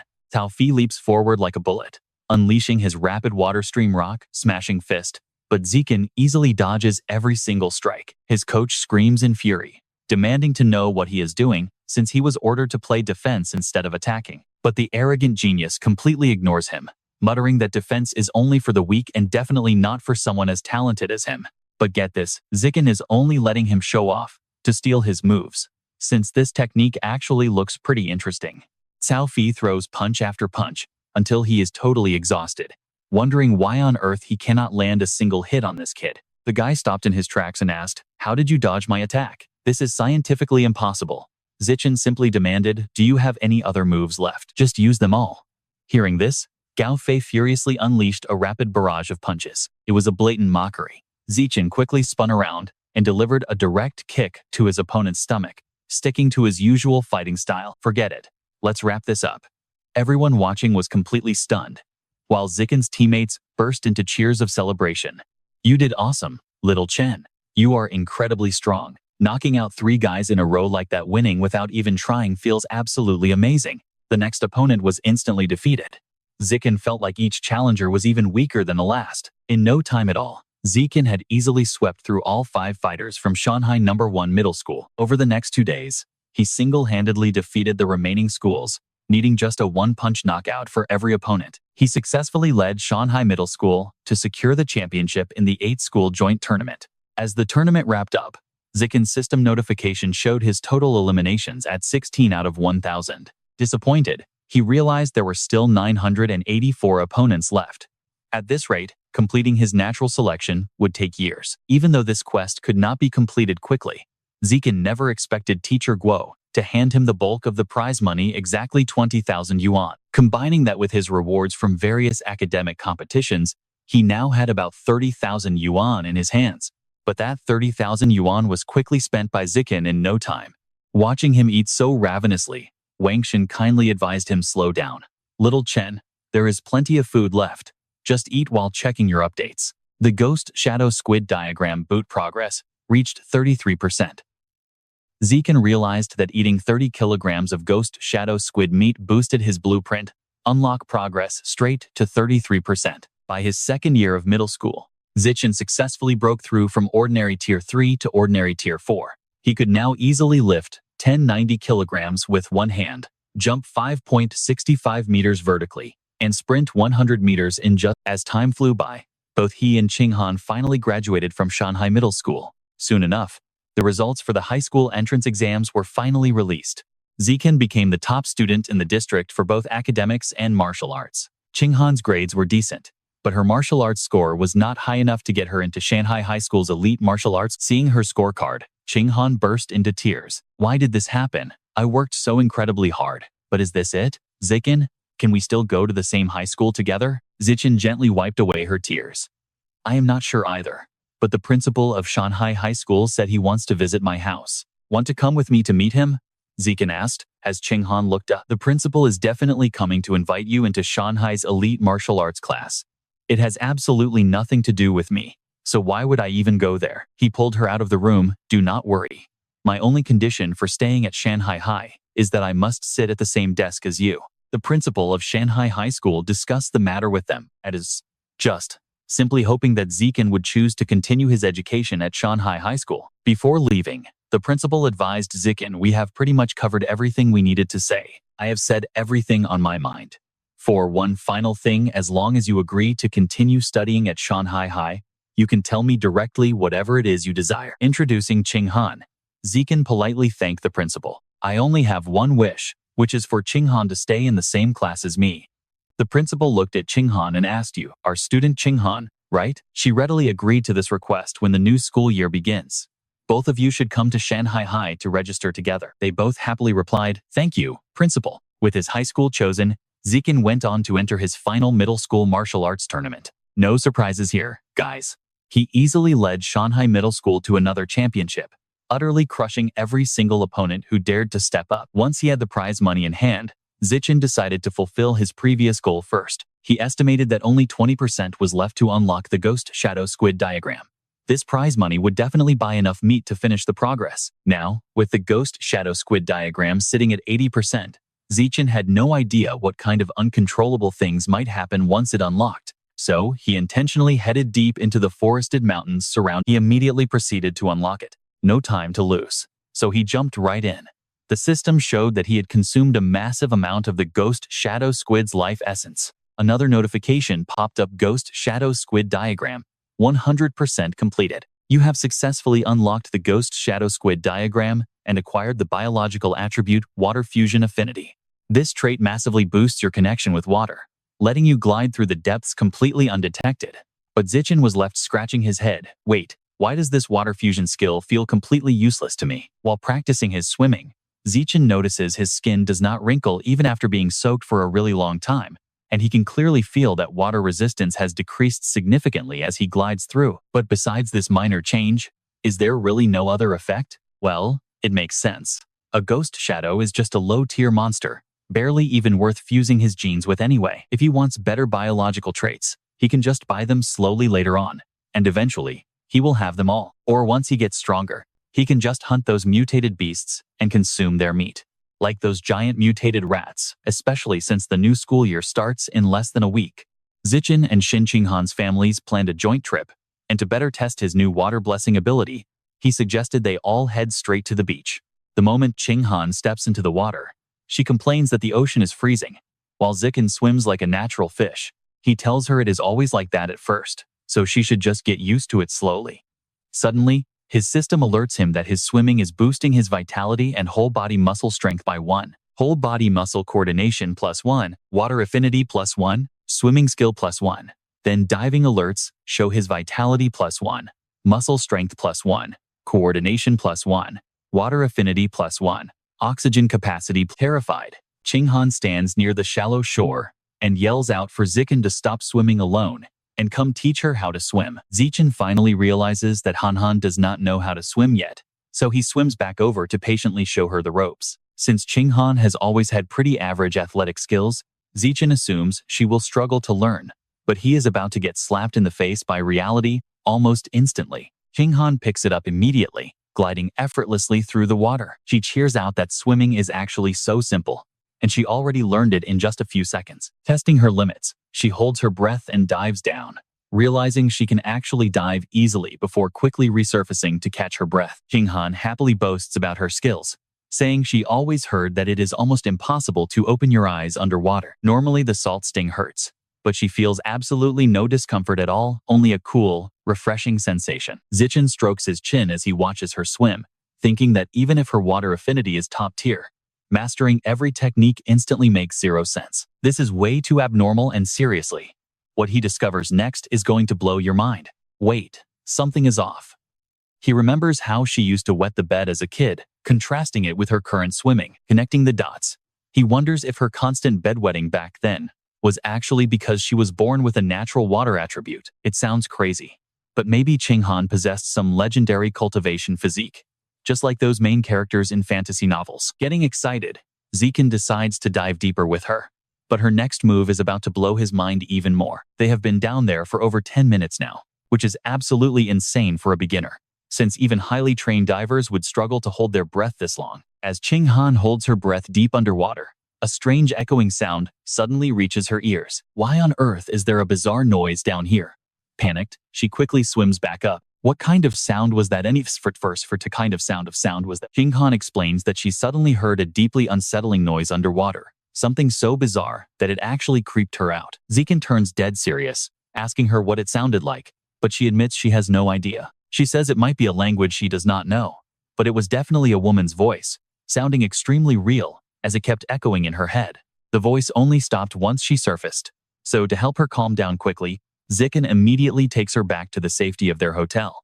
Zichen searches all over his phone afterward, but he cannot find a single clue about the strange voice she described. Unable to sleep over this mystery, he decides to burn some energy working out, triggering another system notification. After doing 1,000 weighted sit-ups, he gains 2,000 vitality, 2,000 core strength, and 1,000 sit-up mastery. He is completely stunned, and honestly, who would have thought a basic workout could trigger a 5th rank breakthrough? At this stage, he can finally stand on equal footing with an adult giant mutated rat. If he keeps pushing his limits, tearing those disgusting mutant rats apart with his bare hands won't be a problem at all. After his breakthrough, Zichen heads to a deserted beach to test out his newly upgraded physical stats. His 100-meter sprint time drops to 3.64 seconds, and his vertical jump reaches 6.98 meters. He can even lift a 1,600-kilogram car with just one hand, which is a massive, mind-blowing improvement compared to when he first unlocked the 4th ordinary rank. Armed with this insane power, Zichen finally starts his high school journey alongside Qinghan as they enroll together. A couple of girls immediately notice him, whispering about how insanely handsome he is, and celebrating because they got lucky enough to share duty day with him. Zichen and Han arrive early for classroom duty, but it turns out a new classmate already knows him from before. But here is the real shocker for Zichen. It triggers a new quest. The system notification pops up. Completing 1,000 co-op quests unlocks the pack animal trait. Currently, his progress sits at 1 out of 1,000. Our main character has no idea what this pack animal trait actually does, but he is pretty excited to find out. Since the new school year is just starting with barely any homework, he uses his free time to go grocery shopping. After all, his first shadow beast is already unlocked, so now he needs to find a new target. Passing by the counter, Zichen spots a violent giant eagle priced at 1998 yuan per caddy. His eyes instantly light up. This is definitely the one. Zichen knows this violent giant eagle is a rare beast that actually ranks slightly higher than his current shadow beast. Its eyesight is incredibly sharp, 30 times better than a normal human, which is absolutely insane. Because of that, its hunting ability is top tier, allowing it to easily grab a mutant rabbit that is moving at near blur speeds. He buys the meat and heads back to his room to absorb it, knowing that supervision would dramatically boost his actual combat power. Trust me, with stats like that, this wild beast profile is absolutely worth unlocking. Best of all, it is cheap at just 1998 yuan per caddy, though touching it triggers a system pop-up. He calculates that one caddy of meat only boosts his progress by 1%. This means he needs more than 200,000 yuan just to unlock it. It looks like he has to work way harder in high school tournaments to make some serious cash. After all, the prize money for martial arts tournaments in high school is way higher than in middle school. He absolutely needs to unlock this violent giant eagle profile before he starts his sophomore year. Summer vacation wraps up, and Zichen finally begins his high school life at Shanghai High. On day 1 of the new school term, the teachers and classmates start introducing themselves, beginning with 4 main instructors who step forward. Hello everyone, my name is Han Yuan Feng, and I will be your martial arts cultivation teacher, as well as your homeroom advisor. Nice to meet you. I am Kai Yuan Fei for mechanical modification, and I am Lu Deren for gene fusion. Welcome, kids. I am Cheng Pei, your instructor for the wilderness survival course. Since the teachers are done, now it is time for each student to stand up and speak. Hi everyone, my name is Chu Yushi, specializing in traditional arts. The next girl steps up. I am Zhong Yijia. I love anime, cosplay, and sports. Then the third student stands. My name is Peng Huo Guang. Most of the time, he just stays home playing video games. Pretty soon, it is Shen Qinghan's turn to introduce herself. Feeling all those eyes on her, Qinghan gets super nervous, blushing hard as she says, hello everyone. My name is Shen Qinghan. I like drawing and coloring, and I hope we can all get along well from now on. Honestly, Zichen's introduction might be the absolute shortest one in the entire class. He keeps it incredibly brief. Hello everyone, my name is Lin Zishen. Please take care of me. Time flies. Once the bell rings, a classmate approaches Qinghan to ask how many points she got on the high school entrance exam. Qinghan admits she got 709, then asks her new classmate Chu Xin about hers. The girl is shocked. Wow, you beat me by 10 points. I only got 698. What about your physical test score? I did pretty terribly and only got 95 points. Hearing that, Ching Han instantly starts to panic. The max physical test score is 100. So 95 means she is an absolute elite student. She blushes, muttering she is not that good. How could she ever confess her own physical score was only 79, 11 points below the standard for this elite class? Sharing a score like that is completely out of the question. Chu Shen gets even more curious, asking if her score is 93 or 94. Ching Han looks down, admitting it is even lower than that. Suddenly, Zishen steps over and slams his hand on the desk, cutting off their conversation. Changing the subject, he asks to add her WeChat. Chu Shen blushes deeply, stammering out that she will scan his code. Look at her blushing. She literally feels like she just won the absolute jackpot with this gorgeous guy. Ching Han finally breathes a sigh of relief. Thank goodness Zishen stepped in to rescue her. If the questioning had kept going, she would have died of embarrassment. To keep things casual, he scans others too. You, let us add each other too. You pulls up his code, and Zishen quickly creates a 4-person group. Amazingly, this simple act actually triggers yet another multiplayer co-op quest. System update notification: you have successfully formed a 4-person group, completing the multiplayer cooperation quest criteria. Your total completed quests now. Honestly, a mission like this is pretty much a walk in the park. Once the team was set, the 4 of them immediately started getting to know each other. Yu comes from neighboring Nangguan City, where his family has run martial arts schools for generations. As a young master from a martial arts family, Yu actually placed 8th in the Nangguan City Youth Martial Arts Tournament, a massive honor for his entire bloodline. On the other hand, Li Chushane's family owns a clothing business with several branches spread throughout the district. She is basically a certified rich girl. Meanwhile, Zishen and Shen Qinghan also shared a bit about their own backgrounds with the group. In no time, the 4 of them grew super close, forming a tight-knit squad where they could talk about absolutely anything. During one of their hangouts, Yu suddenly asks, "Who do you guys think is the strongest in our class? I bet none of you will guess it." Just as their conversation was winding down, Yu brought up this incredibly intriguing topic. Chushen speaks up, "I bet it is Zishen, since he actually got the highest score in our district high school entrance exams." Yu is totally shocked by Zichen's true power. "Wow, Zishen, who knew you were actually such a beast?" Yu keeps going, "But our district champion is actually way outclassed. Prepare yourself, because this next part is wild. There are 2 total monsters in our class, and the principal paid a fortune to recruit them from Nangguan City. That guy sitting by the window in the 3rd row on the left is Wang Shuji. He was the top scorer in the Nangguan City High School entrance exam and runs 100 meters in just 7.98 seconds. Plus, that massive guy sitting in the back right row is Lu Gang. This dude is born with insane godlike strength, easily lifting a 300-kilogram weight with a single hand." Ching Han is completely stunned. Those stats sound pretty crazy. Chu Chen also finds it hard to believe. "Oh my god, is that even real?" Hearing this, Zishen lets out a sigh of relief, feeling much more relaxed. 100 meters in 7.98 seconds, lifting 300 kilograms. Both of those records are basically what he could do back in elementary school. Before long, the school bell rings again. Up next is the distribution of the 4 mandatory textbooks covering martial arts cultivation, gene fusion, cybernetic mechanical modification, and wilderness survival. These 4 books correspond directly to their primary core courses. Since Zishen already self-taught all 4 subjects when he was a kid, he finds a quiet spot to train during his free time. After all, the threat from the rat cult is still looming over them. So far, the police have only managed to arrest some minor heretics, but there's still no trace of the Rat King. This is why Zishen must push himself to break past the 6th rank, ensuring he has enough power to fight back if those mutated rats ever attack. Their very first practical session in the afternoon happens to be the wilderness survival class. Teacher Cheng Pei asks the class if anyone actually knows how to start a fire by rubbing 2 pieces of wood together. Yu quickly responds, since this survival skill is barely ever used in daily life, who would actually waste time learning it? But as he sees those 2 famous prodigies instantly getting to work and making their wood smoke, he freezes in shock. "Wait, what?" Cheng Pei gasps in surprise. "What is going on here? How are you 2 so incredibly skilled? You managed to start a real fire just by friction alone?" The 2 geniuses reply in turn, "Teacher, back in middle school, I took a summer camp class to learn this. As for me, I self-taught off the internet during elementary school." Once the 2 prodigies from Nangguan City successfully finish showing off, the rest of the class begins practicing on their own. Before long, Zishen also shows the members of his team how to easily generate fire by frictionally rubbing the wood blocks. When they transition to teacher Yuan Feng's class, he prepares to instruct them today.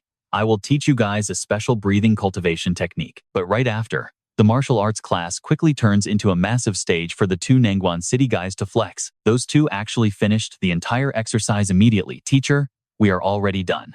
Even though it seems a bit ridiculous, they truly pulled it off. Even though Zishen has long mastered all of this information, keeping a low profile has always been his personal habit. In a flash, over a month passes by, and teacher Yuan Fei arrives to address the whole class. It has been more than a month since the school year started, meaning it is time to test your learning progress.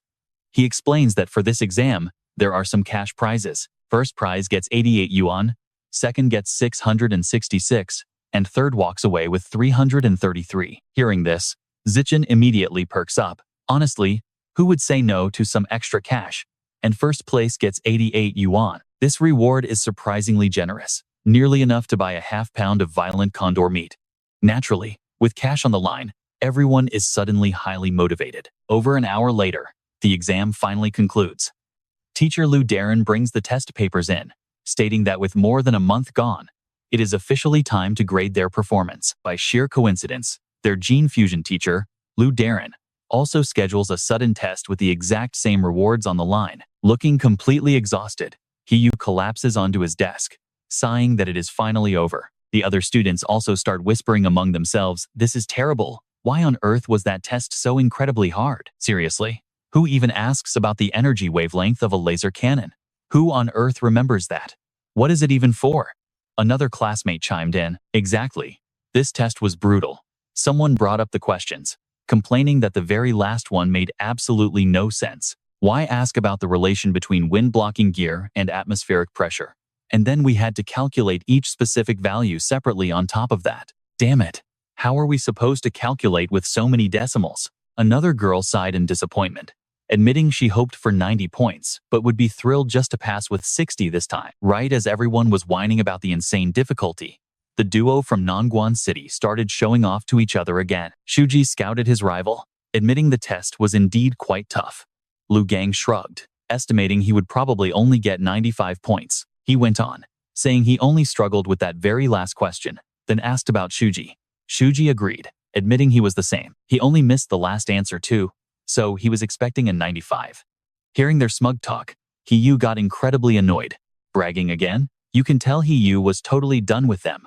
He seriously wanted to punch them right there. Teacher Day Ren stood at the front holding the papers, announcing the mechanical upgrade scores were in. Guo Yanling got 52, and Shen Qinghan got 61. Qinghan turned back and whispered to Zishen that she passed. Zishen smiled, saying hard work always pays off. The teacher called out Yu with 88 points. His classmates immediately turned around, staring in absolute admiration at his impressive score. Teacher Duren praised him, saying he did an amazing job and had high hopes. Yu tried to act humble. "It was pure luck," he said. "The test just happened to cover stuff he knew." He promised to treat everyone once he got his 333 yuan prize. Then came Lu Gang and Wang Shuji, scoring 95 points each. He praised them, noting they were just one single question away from a perfect score. Shuji spoke up, claiming that final question required heavy calculations, and 10 more minutes would have been enough to solve it. Lu Gang beside him had to compete as well, saying the exact same thing. Duren encouraged both boys, but Yu could only scowl in frustration at being outshined. Damn it, those guys were showing off again. But Yu shrugged it off, confident that third place was still safely in his pocket. But the teacher's next words completely shattered that dream. He admitted the test was brutally difficult, but someone in class actually got a perfect 100. Lin Zishen, 100 points. For those two show-offs, it felt like a total lightning strike. A perfect score? He actually got 100. Just what kind of monster is this guy anyway? It was beyond ridiculous. Stunned, Yu turned to look at the classmate next to him, realizing even the top Nangguan geniuses got crushed. Lin Zishen was simply too strong, and worst of all, he had just snatched away Yu's third-place prize. He swore never to celebrate too early again. Meanwhile, Chu Xin and Qinghan turned around to congratulate Zishen on making Shanghai shine. But Zishen only had one thing on his mind, politely asking when the first-place prize of 888 yuan would be handed out. The teacher chuckled, telling him not to worry, since he would put cash in red envelopes and send them directly to the class group. Still, Duren could not help but wonder if this kid was really that desperate for cash. Barely an hour later, the gene fusion test results were announced as Yuan Fei brought the graded papers in. Gather around, because the gene fusion test results are finally here.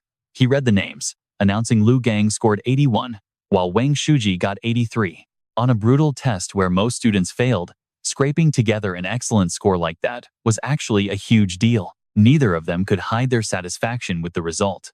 While Shin Qinghan managed to score a respectable 78 points. That score put her right in the top 5, but Zishen easily secured a perfect score again, pocketing another cash prize. Get a load of this. The competitive trio of He Yu, Wang Shuji, and Lu Gang looked absolutely devastated by this news. The two of them raised their hands to voice their doubts, asking how anyone could possibly get a perfect score on such a hard test. They openly wondered if he had the answers beforehand, but the teacher shut them down immediately, saying it was absolutely impossible. He explained that Zishen formulated all the answers himself, meaning they could not be found online, making cheating completely out of the question. They could only gape in disbelief. Hearing this, Hiyu smirked with pure satisfaction. This is pure comedy. If you cannot do it, just admit it. Crying cheat because you lost just embarrasses all of us from Nangguan City. Hu Xin laughed and agreed, calling Wang Shuji an uncultured jerk who always loved to stir up unnecessary trouble. The short break flew by, and the first-year class was scheduled for their wild wilderness survival test that very afternoon. Teacher Cheng Pei stood before the class, announcing the survival test rewards would match the previous subjects. First prize was 88 yuan in cash, second was 666, and third was 333. The survival test consisted of climbing, swimming, and making fire by rubbing wood. Shuji turned to whisper a reminder to the guy next to him. Hey Lu Gang, we totally lost to him in the 2 theory tests this morning. So, this afternoon during survival training and martial arts practice, we absolutely have to win our pride back. He is already furious. No need to tell me twice. I will definitely defeat him and get revenge for that humiliating loss from before. But Ziken does not care about them at all. Soon, the exam officially begins, with climbing trees and scaling cliffs as the very first challenges. Scores are based entirely on climbing speed. Leaving the other two far behind in his dust, Lin Zishen easily grabs first place in the mountain climb. Just as expected, the dorm duo is left eating his dust, losing even the tree climb. They feel utterly hopeless. Seriously, how is this happening? This Lin Zishen is way too overpowered. I literally gave this everything I had, and it still was not enough. Damn it, we cannot even see his shadow. Lin Zishen claims top honors in the tree climb, but his attention is fully focused on Shen Qinghan instead. At this point, she has not even finished climbing yet, making her the obvious last-place finisher of the group, but that is not a huge deal. The swimming round is next, and Shen Qinghan will definitely reclaim her confidence here. Up next is the fire starting phase. To claim the reward, he has to keep battling against that loudmouth dorm duo. The two boys frantically spin the wooden rods to spark a flame, screaming internally about how Lin Zishen is insanely fast at everything. His hand speed is practically godlike. I clearly remember he was not this fast during our regular fire-making practice classes. Zishen successfully ignites the wood in just 58 seconds.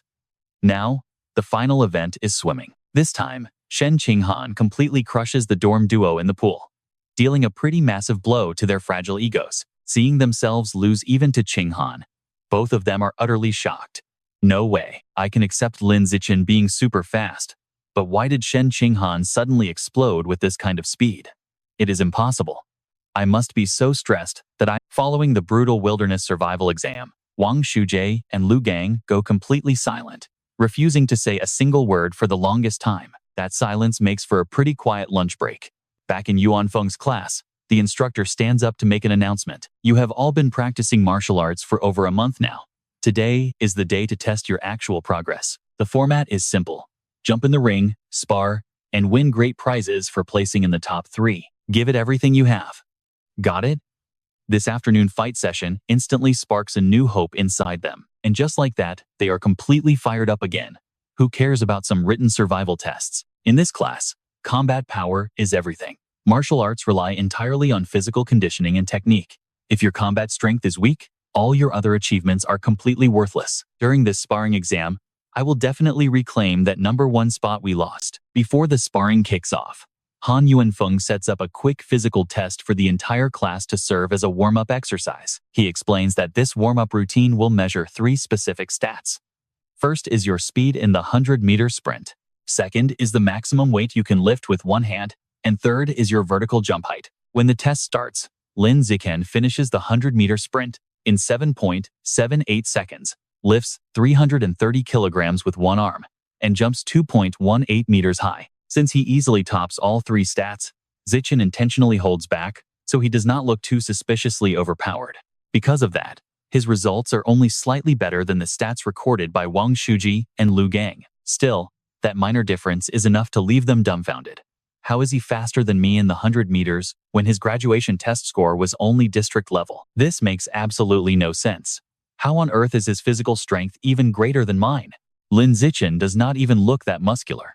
Did his body simply experience a late growth spurt after starting high school? Before the battle begins, they pump each other up.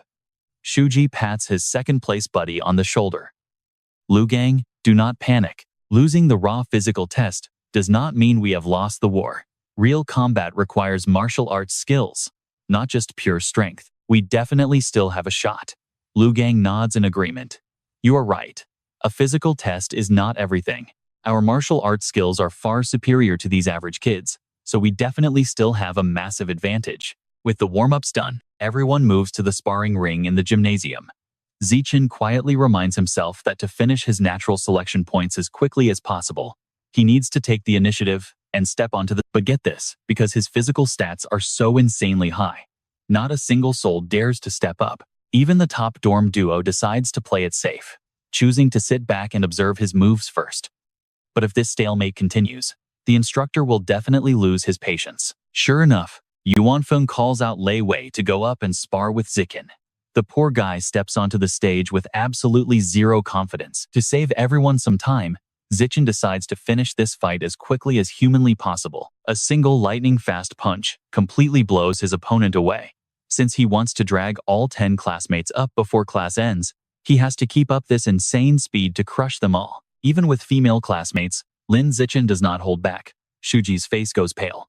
No way, is this Lin Zishen guy really that strong? Lu Gang even suspects that Zishen did not even try his best during the previous physical fitness test. At this rate, nobody else can even play. Next up is Hiyu, who steps onto the stage and immediately challenges Lu Gang. I am already fully warmed up. Right now, I am in my absolute best physical shape. Do you dare to fight me? Lu Gang immediately jumps onto the stage, claiming it will only take half a minute to knock him out cold. Feeling confident, Lu Gang figures if Hiyu had not challenged him, he would have been forced to fight Lin Zishen instead. He might not be sure about defeating Lin Zishen, but there is no way he can't beat Hiyu. He charges in immediately. Facing Hiyu's relentless attacks, Lu Gang holds a tight defense. A split second later, he manages to grab his ankle. Lu Gang grips it with both hands, spins him around in a wild circle, and throws Hiyu flying out of the arena. His body crashes heavily onto the hard stone. Dizzy from that brutal spin, Hiyu ends up puking his guts out. Lu Gang calls out, telling Hiyu that out of everyone he has ever fought, his strength is the most impressive. In terms of strength, he admits Hiyu is the best in class, but his own technique is just on a whole different level. Now, he calls out Lin Zishen for a fight. Zishen thinks this is the perfect opportunity to boost his quest progress, because soon, absolutely nobody will dare to step onto this stage. With a cold smirk, Zishen steps up. Lu Gang clenches his fists and charges straight ahead, telling him to take his best shot. Now, watch this while his opponent charges. Zishen just stands there with his back completely straight. Zishen casually dodges with a slight tilt, leaving Lu Gang stumbling forward while cursing in his mind about how insanely fast this guy is. Zishen throws a punch from behind, blasting Lu Gang right off the stage. Seeing this, the other classmates immediately start teasing Wang Shuji. Your buddy Lu Gang just got completely demolished, so why aren't you going up there to avenge him? The pride of our city's academic elites rests on you. They egg Wang Shuji on, telling him not to be a coward. Unable to ignore them, he reluctantly jumps onto the stage. He snaps back, telling them all to shut up because he was already planning on stepping onto the stage anyway. Facing an absurdly overpowered monster like Lin Zishen, Shuji tries to calm his nerves, believing that he will eventually find a way to win. He charges forward with a desperate gambler's mindset, betting everything on one strike. But Zishen effortlessly catches his incoming fist. With a quick spin, Zishen delivers a sharp kick that sends Shuji flying down, leaving him in the exact same miserable state as the others. After that, Zishen easily takes down the rest of the boys in class, barely even needing to use more than one hand. In just a few minutes, classmates are falling left and right. But according to his natural selection quest rules, defeating the exact same opponent multiple times won't grant extra. Now get this, to keep his quest going, Zishen has to spar with the girls next. But would they even want to?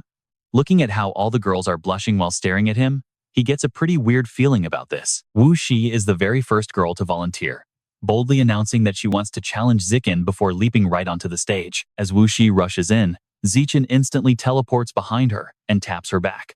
She is shocked by his speed, yet tries to strike a pose. She laments that she was so close to hugging him. To his surprise, the other girls immediately follow her lead and step up to challenge him. Of course, Zishen makes sure to hold back against the girls, focusing purely on completing his quest as efficiently as possible. Soon, all the girls are done, but his quest progress is still quite far from completion. Just as disappointment sets in, teacher Han Yuanfeng immediately steps up to deliver some incredibly. Yuanfeng announces that everyone did a pretty solid job during today's training session. He advises that top students should now start challenging those above their level. In a month, Tianguan Challenge, the strongest regular second-year class in the high school, urging everyone to prepare themselves well. Their ultimate goal is clear: completely crush the strongest regular second-year class in the entire school. Zishen is secretly thrilled, as he was just worrying about running out of opponents to fill up his natural selection quest progress bar. This upcoming competition couldn't have come at a better time. It's a total lifesaver. Soon after, the class is dismissed. Walking past him, Liu Gang admits that he was once seriously worried he wouldn't find any worthy rivals after transferring over to Shanghai High School. It turns out he highly underestimated this school, declaring that from now on, Zishen will be his ultimate rival for the next 3 years. Meanwhile, Zishen is quietly calculating, with Han Yuanfeng's current class arrangements, fully completing his natural selection quest within a single year actually seems quite possible. Shuji also steps up to confidently declare that losing today absolutely does not mean he will keep losing in the future. He vows to settle this score and get his revenge before they graduate.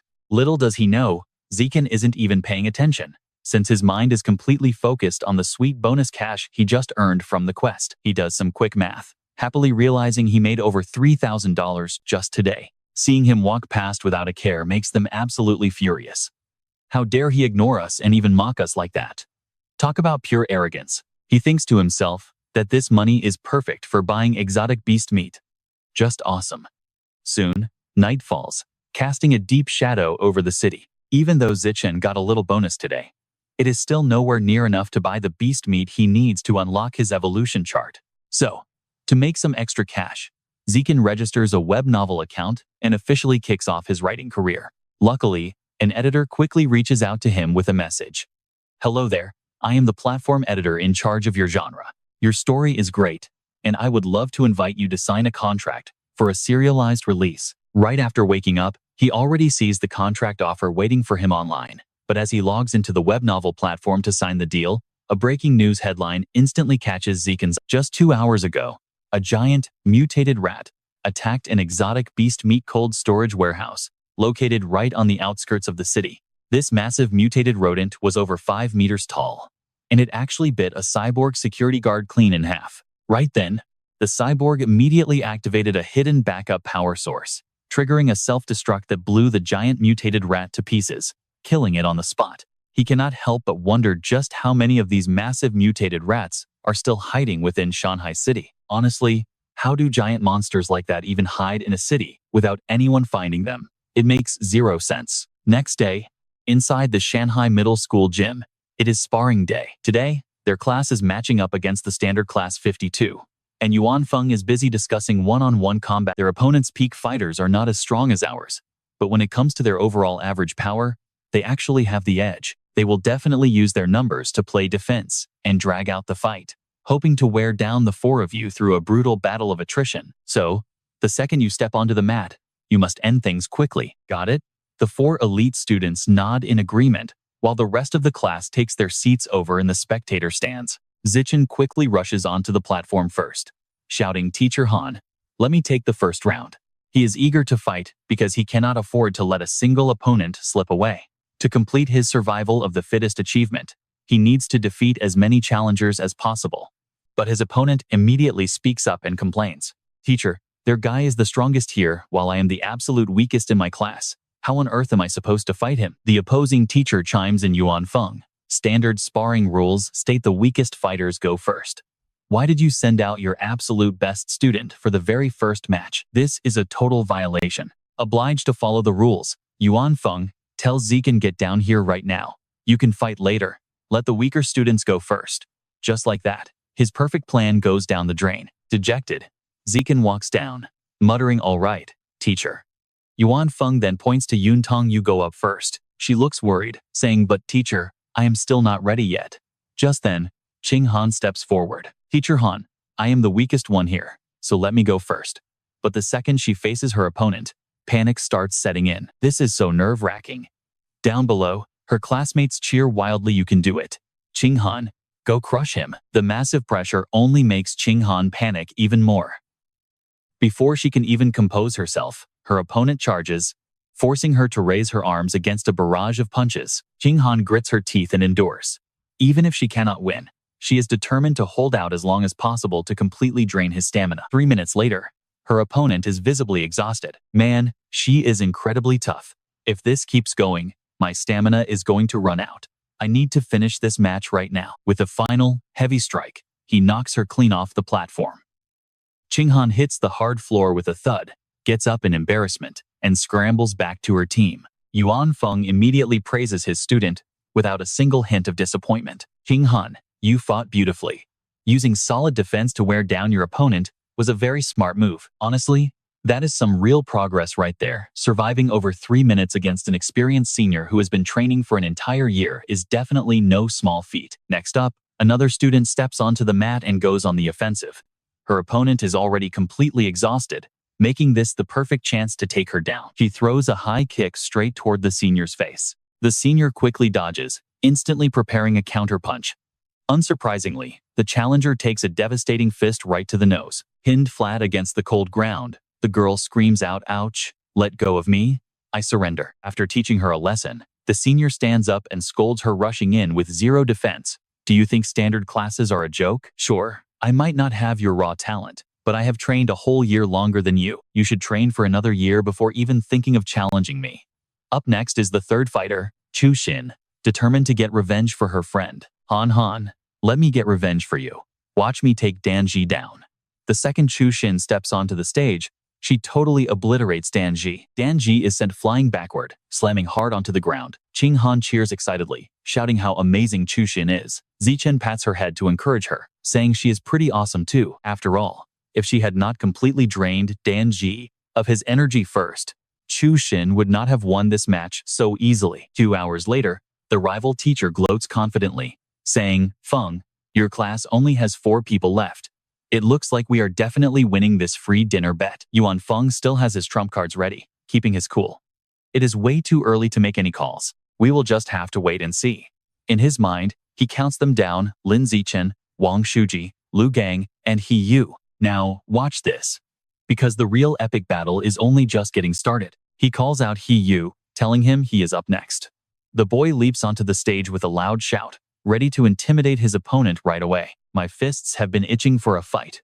Tell me, senior, are you actually ready to face my iron knuckles? The senior looks down on him with a cold smirk, mocking him to stop acting like some edgy middle school kid. He Yu shuts him up with a direct kick straight to the face, telling him to get lost. The trash-talking senior gets blasted right off the stage. Standing tall, He Yu laughs out loud at his opponent, asking how someone so weak dared to talk so much trash. What a total joke. But then, another senior steps onto the stage, slowly walking up with a cold glare. He tells the kid not to get too cocky. Standing before this massive giant, He Yu looks tiny as a heavy fist comes swinging right at him. He Yu ducks cleanly beneath the blow, leaving the giant punching empty air in absolute shock. Amazed by his incredible speed, the senior cannot believe he missed. He Yu flips midair and plants his foot on the guy's face, ending the match instantly. The girls in class go wild, cheering for He Yu to keep it up and absolutely crush the rest of them. After that, He Yu goes on an absolute rampage, taking down opponent after opponent with quick, devastating strikes. One by one, the seniors drop, racking up win after win for his class. He is clearly exhausted, yet he refused to back down. Send the next guy up already. I can easily take on 10 more of you. Even though he wants to keep going, knocking out 5 opponents back-to-back has clearly taken a toll on his body. By the time he faces his 6th opponent, his stamina runs out and he gets defeated. At this point, Class 1 has only 3 students left, while Class 6 from the second year still has 13. Yuan Feng calls up his next fighter, Wang Shuji, who leaps high into the air with a loud shout as he joins the battle. He quickly sweeps through 10 opponents in a row, but by the 11th match, Wang Shuji is completely out of gas, finally losing his streak. Next up is Lu Gang. In less than 10 minutes, he swiftly takes down their opponents' remaining 2 heavy hitters. This is Yuan Feng's turn to gloat, mockingly telling his rival that they only have 1 student left and should just forfeit now. The rival teacher confidently declines and calls out Wang Jinhei to show them what he's got. A massive, heavily built giant steps onto the stage. Replying loudly, Jinhei stands ready. Lu Gang underestimates him at first, thinking he is just some oversized, chubby guy. Charging forward without hesitation, he vows to take him down, burying a heavy punch deep into the giant's stomach. To Lu Gang's absolute shock, it feels like hitting a bag of cotton. Desperate, he unleashes a fast barrage of punches. You can see the panic on his face as he realizes the situation is totally out of control. This guy is just too massive to budge. Jinhei calmly asks if he is done yet, before instantly locking his hand around Lu Gang's neck. Lu Gang struggles to break free, but it is useless. He can barely breathe. The raw physical strength of this giant is absolutely terrifying. With a casual flick of his arm, Jinhei throws him off the stage. Yuan Feng stares at his rival in complete disbelief. This does not make sense. He was pretty sure their class did not have anyone this ridiculously strong. The other teacher finally reveals his card, explaining that Jinhei is a new transfer student this term. He smugly adds that Feng is about to lose the bet. He reminds him of their high-stakes wager. The loser has to buy the winning class a massive feast. Yuan Feng cries silently on the inside. He did not expect them to hide such a monster. Even if Lin Zishen is incredibly strong, defeating this beast seems impossible. He got completely tricked, leaving him with no choice but to pin all his hopes on Zishen. He tells him to go out there and gain some experience. He reassures him that this is just a learning experience, so there is no need to worry about winning or losing. But Zishen is the complete opposite of his worried teacher. He confidently tells him not to worry, because he is going to win. Jinhei blankly stares at Zishen, sizing him up. He wonders if this slender kid is truly the best fighter their class has to offer. He warns him that he does not like bullying smaller opponents. Instantly, the girls in class start shouting back, telling the big guy to shut his mouth. They yell that Zishen is definitely going to win, warning the big guy that he is about to get flattened into mincemeat, cheering for Zishen to teach him a lesson. Their insults reach Jinhei's ears, completely setting off the giant's temper. Kim Ha sneers, Jr., I will just stand right here, but you better give it your all. I don't want you and your pathetic fanboys crying about me being a bully, claiming I only won by playing dirty. Zishen smiles and replies, fine by me. Slapping his stomach, he goads, come at me, kid. I won't move a single inch. Show me every bit of strength you've got. One punch completely shuts Jinhei up, sending his body flying like a balloon before slamming hard into the ground, shaking the entire place. Now check this out. Everyone is completely frozen because that lightning-fast strike was just too beautiful to believe. Zishen wins. Jinhei drags himself up, completely and utterly dazed. Where am I? What just happened? This makes absolutely zero sense. The neighboring class teacher pathetically pats Yuan Feng on the shoulder and sighs, Feng, that class reaper of yours is a complete monster, taking down Wang Jinhei in just one punch. He's almost at the level of Wu Tiancheng back when he was a freshman. Yuan Feng humbly shakes his head. I don't know about that. Wu Tiancheng is on a whole other level. In high school, his monstrous power almost scared the principal to death. Zishen walks over, curious, and asks teacher, who exactly is this Wu Tiancheng? Yuan Feng explains, Wu Tiancheng is a legendary senior who graduated years ago. Back in his freshman year, he completely wiped out the elite class, terrifying every school official. In high school, he ran 100 meters under 6.12 seconds, jumped 3.96 meters high, and one hand lifted 650 kilograms. Who wouldn't be terrified by that? Zishen nods along, pretending to be shocked, but secretly thinks pretty impressive. He is almost as strong as I was back in grade 6. Afterwards, they head to Manhwa restaurant to celebrate. Yuan Feng raises his glass, cheers. Thanks to Zishen, We successfully beat the second-year class. Their homeroom teacher admitted defeat and treated us to this feast. Everyone, stand up and raise your glasses to Zikin. Across 3 packed tables, the students raise their glasses, shouting, Zikin is the best. Everyone immediately crowds around him with endless questions. Zikin, what's your workout routine at home? Got any secrets? Hey, by the way, I don't think we've added each other on WeChat yet. Let's add each other. After crushing the second-year class, Zichin instantly becomes the most famous guy in school. Everyone tries to cozy up to him, making him feel pretty awkward. But Han is the one person who hasn't changed at all. Worried he is too busy talking to eat anything, she constantly keeps piling delicious food onto his plate. Suddenly, Han looks uneasy. She gets up and quickly rushes off, whispering Zichin, I need to use the restroom. Zikin notices, but her uncontrollable urge to use the bathroom is something she just cannot hide. As soon as Han finishes and opens the door, she overhears some girls gossiping near the sinks. Han keeps pouring water and peeling shrimp for Lin Zishen. Talk about a total brown noser. She literally acts like a maid, constantly serving her master. With her pathetic strength, she would never have made it into our elite class if she wasn't constantly kissing Lin Zichen's butt. I bet they won't even last that much longer anyway. The power gap between them is just way too massive. They will drift apart soon. Han confronts them with a dark expression. I am not a brown noser. She firmly clarifies I am actually his childhood best friend. On their way home after the party, Zichin notices her gloomy look and asks Han, why are you so down? Did something happen? She sighs when I was little. My mom always promised me that I would stop wetting the bed once I grew up, but even now, I still wet the bed and have to wear diapers every single night. It feels so humiliating. Zichin, I feel like a useless disabled person who can't even control her bladder. Zichin seriously reassures her you are not disabled at all. Your bladder issue is actually a special superpower. It is just that this power hasn't fully awakened yet. Han is stunned. A superpower? He nods confidently, giving her a massive boost of confidence. Yes, absolutely a superpower. Your incredible natural affinity for water is clear proof of this hidden superpower. She asks curiously, since you have always been so amazing, do you have one too? Zikin grins yes. I also have a superpower just like you. Han gets completely sucked into the conversation. If I really have a superpower, I wonder what kind of power it actually is. Zikin smiles confidently. It is definitely going to be an incredibly powerful one. Just look ahead. Zikin spots a tense standoff where 3 guys are surrounding a man holding a broom, yelling at him to drop it. We are just exterminating rats for community safety, so please cooperate.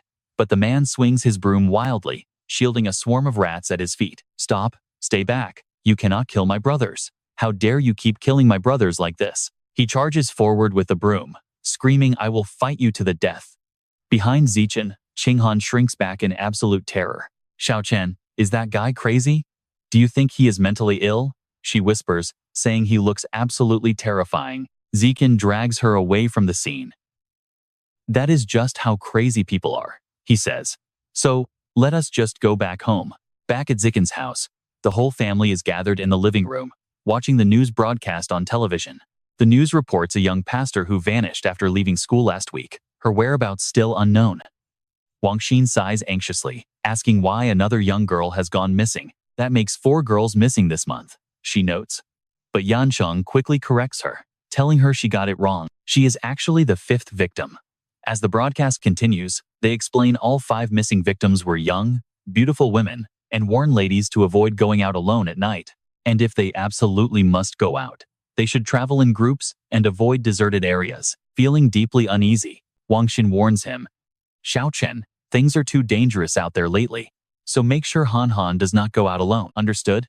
He quickly reassures her, telling his mother to rest easy, because he will keep a very close eye on her. Cut to Shanghai City, District 20, at the police station on Street 20. After the psych evaluation, the doctor opens the door to find officers waiting outside. The detective gets straight to the point, asking how the evaluation went and whether the suspect is truly mentally ill. The doctor sighs, saying it is still unclear. I kept trying to communicate with him, but he did not utter a single word, acting completely mute. The officer instantly disagrees, pointing out the guy is definitely not mute, since he was screaming his head off at the market earlier. Suddenly, the detective's face twists in pure shock as he peers inside the room. The detained suspect is mutating. Dark energy swirls around his body as his muscles bulge and distort hideously. As the man mutates into a giant rat, the officer barks a frantic order to call headquarters for immediate cyborg backup. Inside the interrogation room, the suspect fully transforms into a monstrous mutant rat. Police squads mobilize instantly, firing relentless rounds at the beast. A female officer rushes over with a very grim report. Chief, headquarters, says all cyborg units are currently deployed, and backup will take at least 10 minutes to arrive. We are running dangerously low on ammo, and I doubt we can hold out that long. The chief orders a retreat. Everyone, get to the vehicles. We will lure this rat man to the outskirts to buy some time. The female officer climbs safely inside, as her partner slams his foot on the gas. The police car speeds off with the monstrous rat hot on their tail. Go faster, they urge. We must lure it to the mountains to buy the cyborgs some time. The vehicle finally veers onto a completely deserted road. The mutant rat smashes right through the bridge, shattering the barrier. The two police cars lose control and crash violently into each other. Battered and bleeding, the female officer can only think one thing: did they really fail to hold out? Just as the rat monster prepares to crush them like toys. Bam! A massive blast erupts as our cyborg hero finally arrives to save the day, locking onto the target and unleashing heavy cannon fire. Staring at the massive crater, the mechanical soldier is stunned. That giant rat actually dug a tunnel to escape? These creatures are clearly getting way smarter, but looking at all the shredded flesh left behind, it is definitely severely wounded and cannot have escaped very far. There is still a chance to track it down and finish it. It is 3 in the morning at Zishen's house. He has been writing for over 2 weeks, uploading 4,000 words daily. With nearly 100,000 words posted, he has already earned over 10,000. Once those climax chapters drop, his stats and earnings are going to skyrocket even more. He cannot help but wonder just how much money he will make after a full month. Checking his late-night novel stats gets his adrenaline pumping. Since he is too excited to sleep, Zishen heads to a dark, camera-free alley to test his training. Let us see how Zishen sprints 100 meters in just 3.43 seconds, leaping 7.2 meters. He smiles to himself. His physical progress is becoming incredibly obvious. If he keeps improving like this, he will basically become a living god sooner or later. But suddenly, Zishen notices something strange ahead, a suspicious figure lurking in the shadows. And it turns, the creature keeps muttering like a lunatic, begging for forgiveness and repeating how sorry he is to his brother. I did not mean to eat you, brother, he whimpers. I am just so hungry, but once I am full, I promise to pray for you every single year. Zishen is completely stunned. Is that a rat man? Could this be the giant mutant rat that escaped in the news earlier, somehow transforming into a half-human hybrid? He spins around to flee, knowing he needs to get out of here and alert the police. But the mutant spots Zishen instantly, crying out that he does not need to eat him, since he can go eat humans instead. It pursues him at terrifying speed, babbling like an absolute madman as it closes the distance. Meat. I want meat. I want to eat human flesh. Give me human meat. As it lunges close, Zishen realizes its speed is insane, and there is no way to dodge. Spinning around, he throws a desperate kick at his do or die. The mutant rat's massive body is sent flying, crashing hard onto the pavement. The beast is utterly shocked. How can a weak-looking student possess such godlike strength? Both sides stare each other down. Suddenly, Zishen hurls a massive rock right at the giant rat's head. Stone after stone rains down. He can't give it any chance to fight back. Finish it first. Then think. The mutated rat's body is completely riddled with holes. Zishen pauses in surprise. Is it finally dead? Nothing but a mangled heap of bloody flesh remains. He reaches out to touch it, testing if it's dead. He can still absorb its life essence. That means it is definitely dead, but getting only 2% feels pretty underwhelming. A system notification pops up. You have successfully absorbed a small amount of the giant mutated rat's life essence. The giant rat diagram is now at 7%, when it was clearly only 5% last time. Zishen wonders if this has to do with the gene differences between the Rat King and those cultists. He decides it is best to head back first.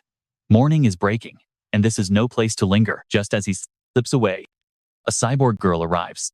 She stares at the bloody remains in shock. Who could have killed this rat man? Deep inside a rundown alley, a cloaked figure carrying a heavy sack kneels down with absolute reverence. Look at this creepy ritual. He offers up the captive girl, but the monstrous rat god is furious to only get one woman. Are you trying to starve me to death?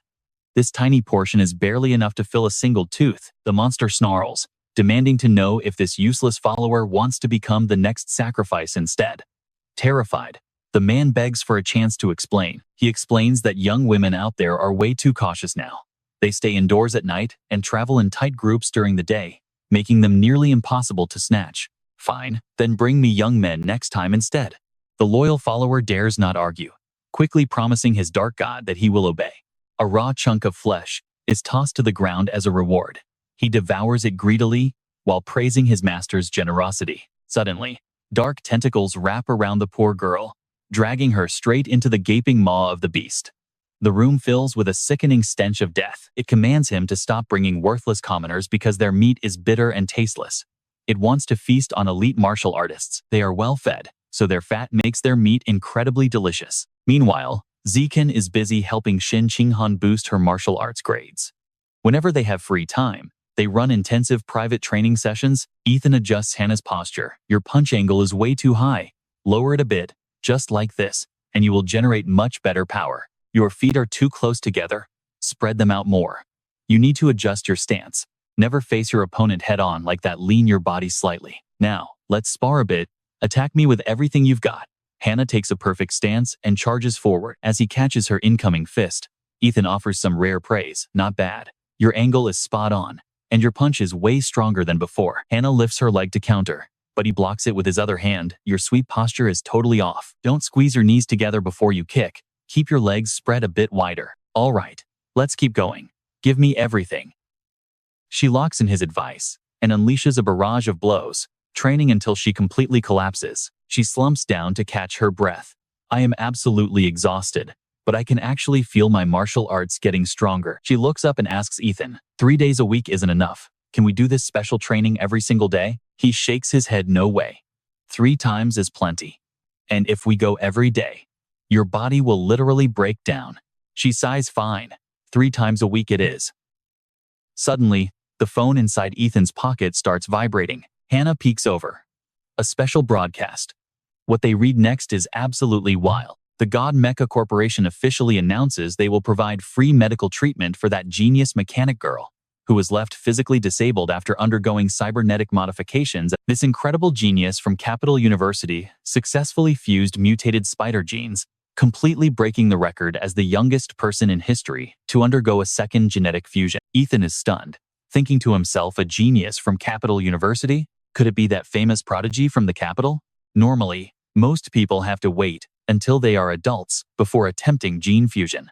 Otherwise, the human body cannot handle the beast genes and will easily mutate into a monster. Yet, this young prodigy is already a legend at Capital University, successfully undergoing a second gene fusion before even turning 18 years old. That physical talent is absolutely unreal.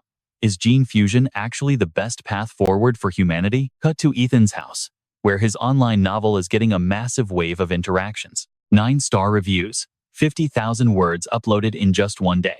This is incredible. This author must have 10 hands. No arguments there. Thanks to the heavenly wisdom root doubling his mental speed, after a month of intense typing practice, Ethan can now easily write 10,000 words every single hour, spending just 1 hour a day on his novel. So, this is honestly pretty acceptable under the circumstances. Ingo-sen looks at the screen and gives some praise, saying, Tuethan, your book is selling pretty well. If he can consistently write 10,000 words every single day and the story plot stays on track, his first month of royalties could easily reach around 50,000 yuan. Once his word count grows, pulling in 100,000 a month won't be a problem at all. Zishen thinks to himself, 50,000 or even 100,000 yuan a month? With this kind of income, he won't have to stress over the cash needed to unlock beast illustrations anymore. He hopes 2 months of royalties will be enough to unlock the violent eagle beast template. At the martial arts class, Coach Han Yuanfeng hosts an internal spar to check up on the progress of all his students. Naturally, Zishen dominates the entire field just like he always does. He absolutely destroys everyone without giving them any chance to strike back, pocketing 88 yuan while racking up experience points for his natural selection achievement. On the flip side, poor Shen Qinghan still cannot beat anyone in these matches and naturally remains dead last on the class scoreboard. But the main difference is that she now has some power to resist her opponents. Last time, when she had to face Wen Yundong, the second worst fighter in the class, she got blasted off the stage in under 3 seconds. But this time, she actually goes head-to-head with Wen Yundong for nearly 3 minutes, refusing to just hide like a turtle. and even lands some beautiful kicks. Seeing this, Han Yuanfeng praises her massive improvement and tells her to keep up the good work. Now get ready for this. In 1 month, they will challenge the absolute strongest elite class in school. The goal is for everyone besides our top 3 to beat all the rest. When asked if they have the confidence, the students yell out aloud yes, which pleases Yuanfeng greatly. That is what he likes to hear. Meanwhile, Zichen looks at his bank balance. It's been a month since his novel dropped. Now, Zichen can finally afford some high-quality beast meat, so he heads to the shop to buy some violent eagle meat. The clerk smiles and asks how much he wants, letting him know they have a pretty sweet promotion going on. If you buy 100 kilograms all at once, you will get a nice 5% discount. But Zichen politely declines. He decides to hold off until next month, when he has enough cash to buy the full 100 kilograms at once. The next day at school, Qinghan tells him, Zichen, a new cafeteria just opened up, and they say the food there is incredible. Let's go check it out. Zichen immediately agrees, and as they wait for their food, she watches the chef cook with absolute amazement. Smells so good, she says. Once their nutritious meals are ready, and they sit down, Qinghan looks back at the long line and feels incredibly lucky. She tells Zichen that it's lucky they arrived early, otherwise they would be stuck in that endless line too. Zichen agrees, but suddenly, the crowd behind them starts shouting at someone for cutting the line. The guy defends himself, claiming his deskmate was holding his spot, but the others aren't buying that lame excuse. Are you kidding me? Someone snaps, cutting is cutting. So get your butt to the back of the line right now. Yu argues back furiously, shouting that it's his deskmate's spot.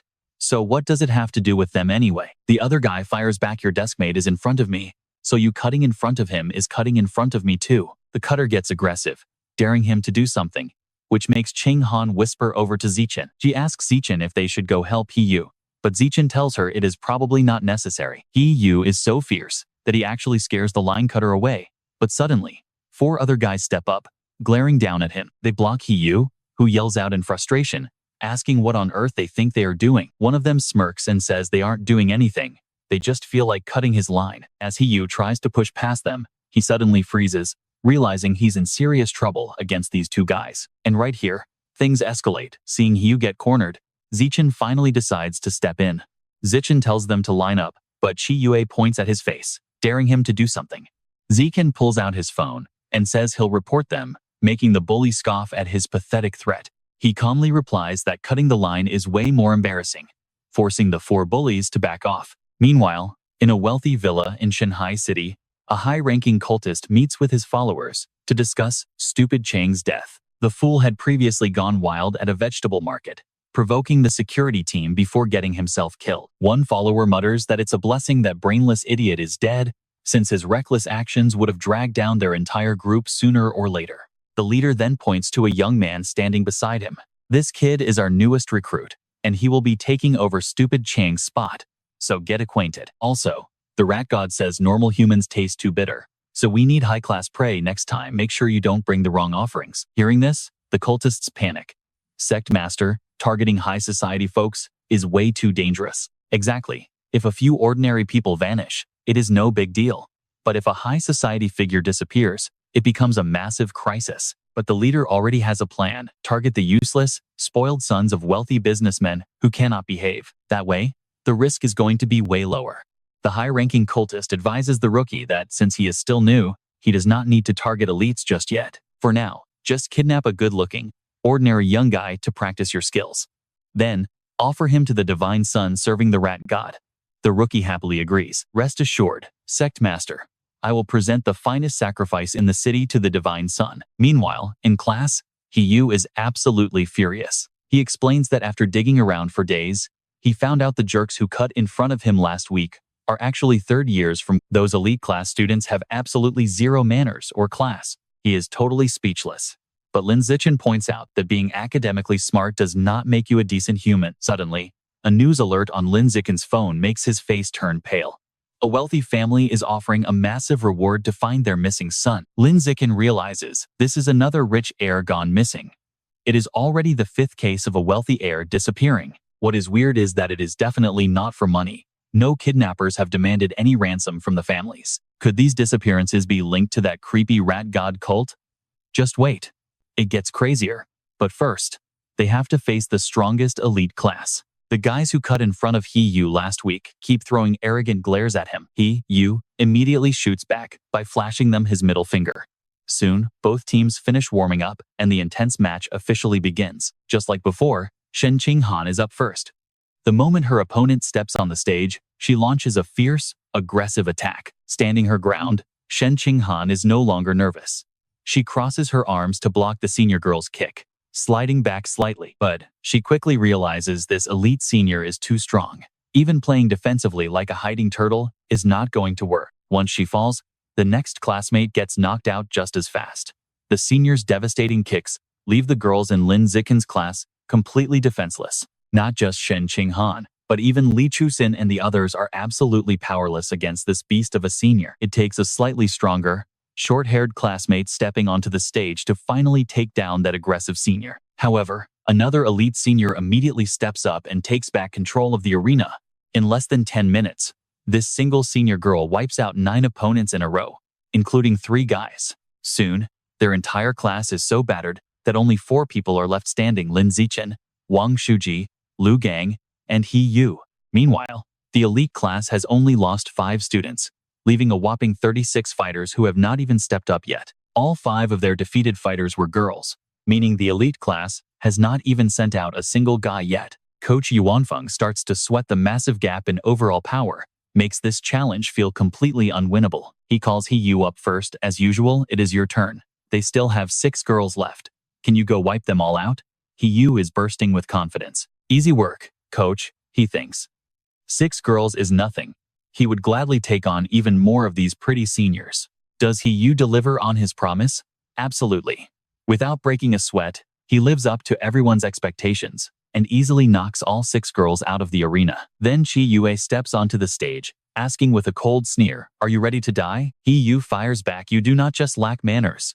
You are also completely delusional." Thinking his opponent is a total weakling because he is their first guy, He-Yu expects easy revenge. But prepare yourselves, because what happens next is a total shock. Chi-Yue charges forward with insane speed. He-Yu takes a devastating punch straight to the gut, immediately falling to his knees. He is incredibly fast, and that punch.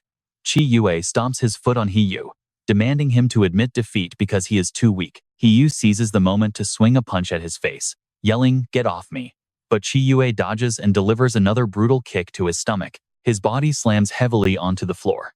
Clutching his stomach, He-Yu writhes in absolute agony. His strength is definitely next level, even stronger than the others.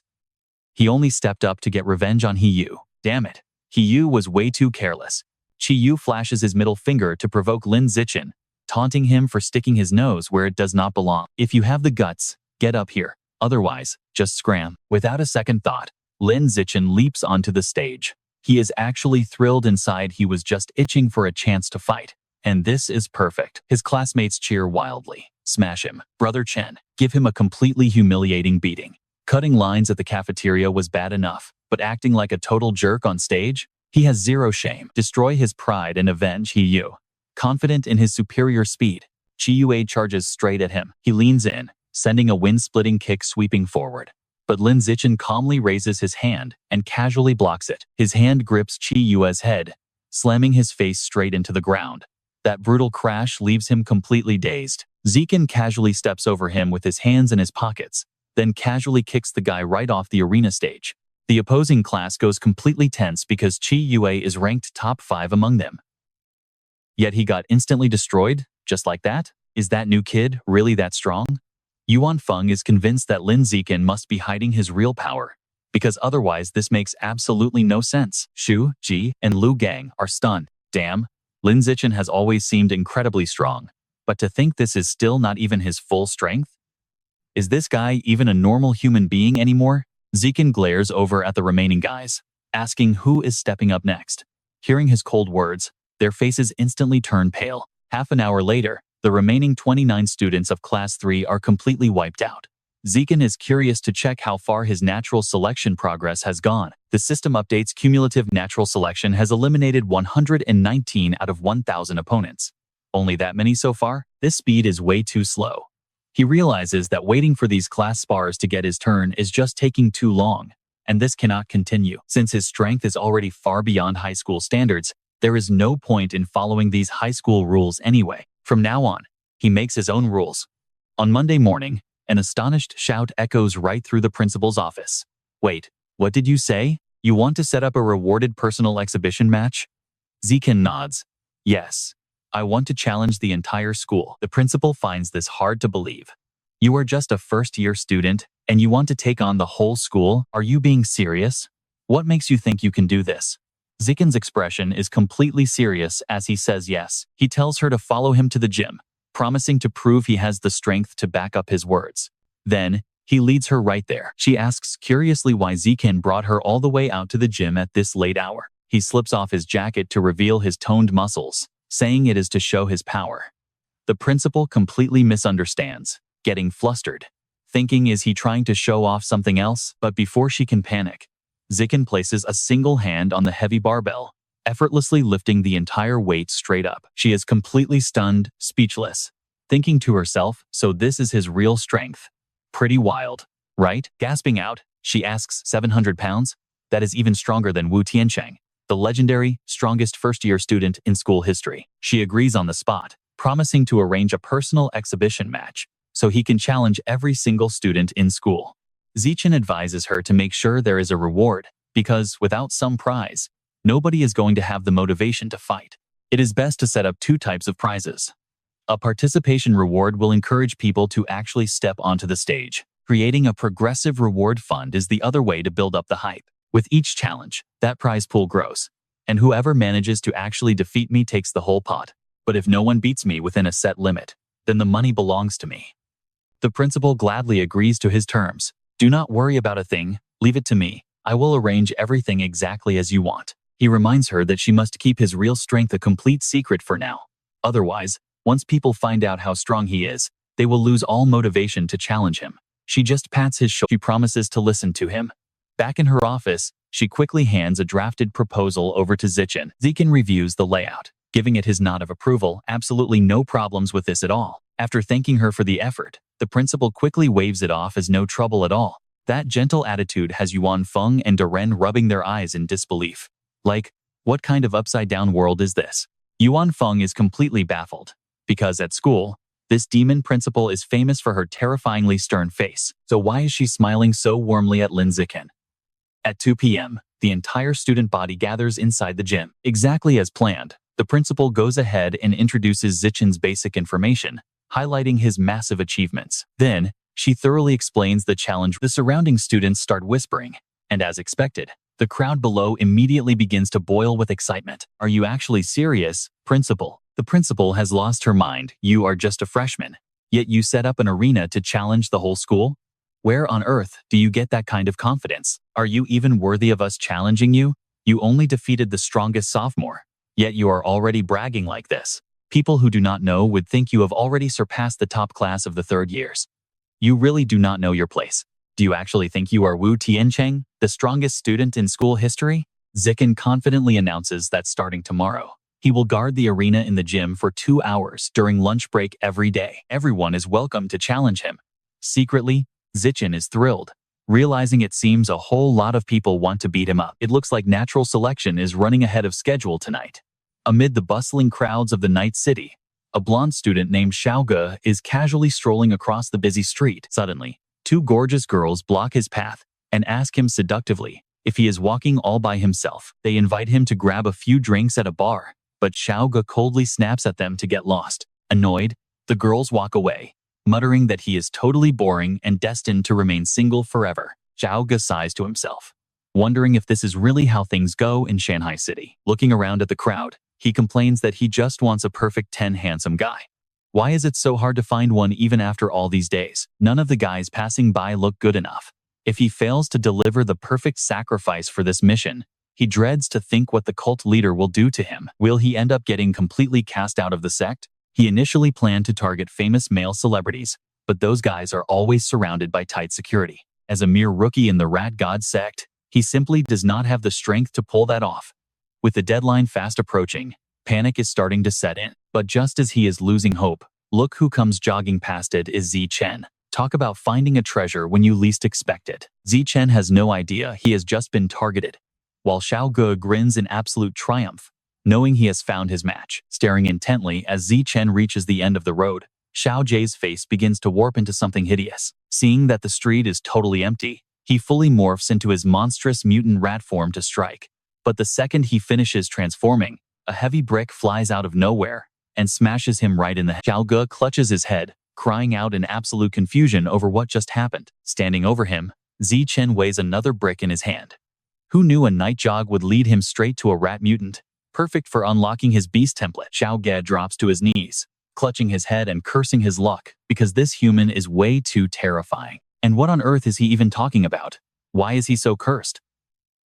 Zishen just stares at the pathetic creature, feeling deeply disappointed. Seriously? Just one brick to the head, and the monster is already dead? He can't believe a rat god sect member could actually be this pathetic. Zishen approaches and pokes the corpse. Well, no point overthinking it, time to quickly absorb its life essence before anyone shows up. As he finishes, the system notifications pop up. You have successfully devoured a portion of the giant mutant rat's life essence. His giant mutant rat progress is now at 8%.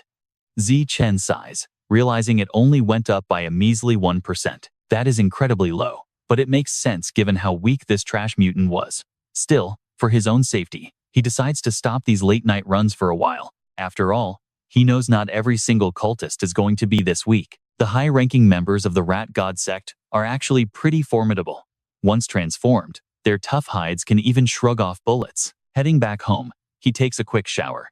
As he steps out, the voice of a news anchor echoes from the living room TV. At 3 a.m. last night, the city police department joined forces with top instructors from Shanghai University's Evolution Academy to launch a massive raid, completely wiping out the Zishen sits down on the couch, stunned that the entire Rat God sect was destroyed overnight. The news anchor explains that the hero who defeated the formidable Rat King was Wu Tiancheng. He is a renowned instructor from the Evolution Academy, having fused his genes with a high-tier beast known as the Winged Toad. During the fierce battle, he rained down sharp spikes that tore the mutant Rat King's body to shreds. The entire clash lasted for barely 30 seconds, ending in an absolutely overwhelming victory. Honestly, that level of power is just terrifying. Can you imagine fighting someone like that? Meanwhile, the scene shifts to a local apartment building. Inside, Songshen asks if Tiancheng has managed to contact their teacher yet, but Tiancheng replies that the master remains missing. The entire group of elite fighters who headed to the chaotic Origin Land Zone 36 have completely vanished without a trace. When asked about the current situation of that danger zone, Tiancheng reports that it is pretty stable right now. Otherwise, he wouldn't even have the luxury to visit. It seems a few minor troublemakers managed to slip away during the chaos of the cleanup operation, leaving Songshan quite surprised. Minor troublemakers? The entire city defense force was utterly helpless against the Rat King, but to a high-tier evolutionary genius like Tiancheng, that beast was indeed nothing more than a tiny pest. Throwing an arm around Tiancheng's shoulder, he suggests that since he is in town, he should visit their old school to give a lecture. But Tiancheng politely declines, saying he has got a real job to do. Songshan playfully teases him, arguing that inspiring all those cute younger students is definitely a very noble line of work too. Meanwhile, deep inside a dark, underground cavern, a menacing voice echoes. At first, you only fed on stray animals, but then, you started preying on tender young humans. Eventually, devouring high-class citizens allowed you to take on a human form. A shadowy figure booms as giant, heavy footsteps approach. I spent so much effort bringing you here to build up our underground species, yet you went around mindlessly hunting humans, making so much noise that you brought the entire city down on us. Before the massive, terrifying Rat King, the trembling mutant kneels flat on the ground. The shadow asks coldly if he has any excuse not to be executed on the spot. The sheer pressure radiating outward makes the mutated rats tremble in fear. Please, my lord, give me one more chance. The Rat King begs, and the master replies, a chance is possible, but those claws are already reaching out. You must pay.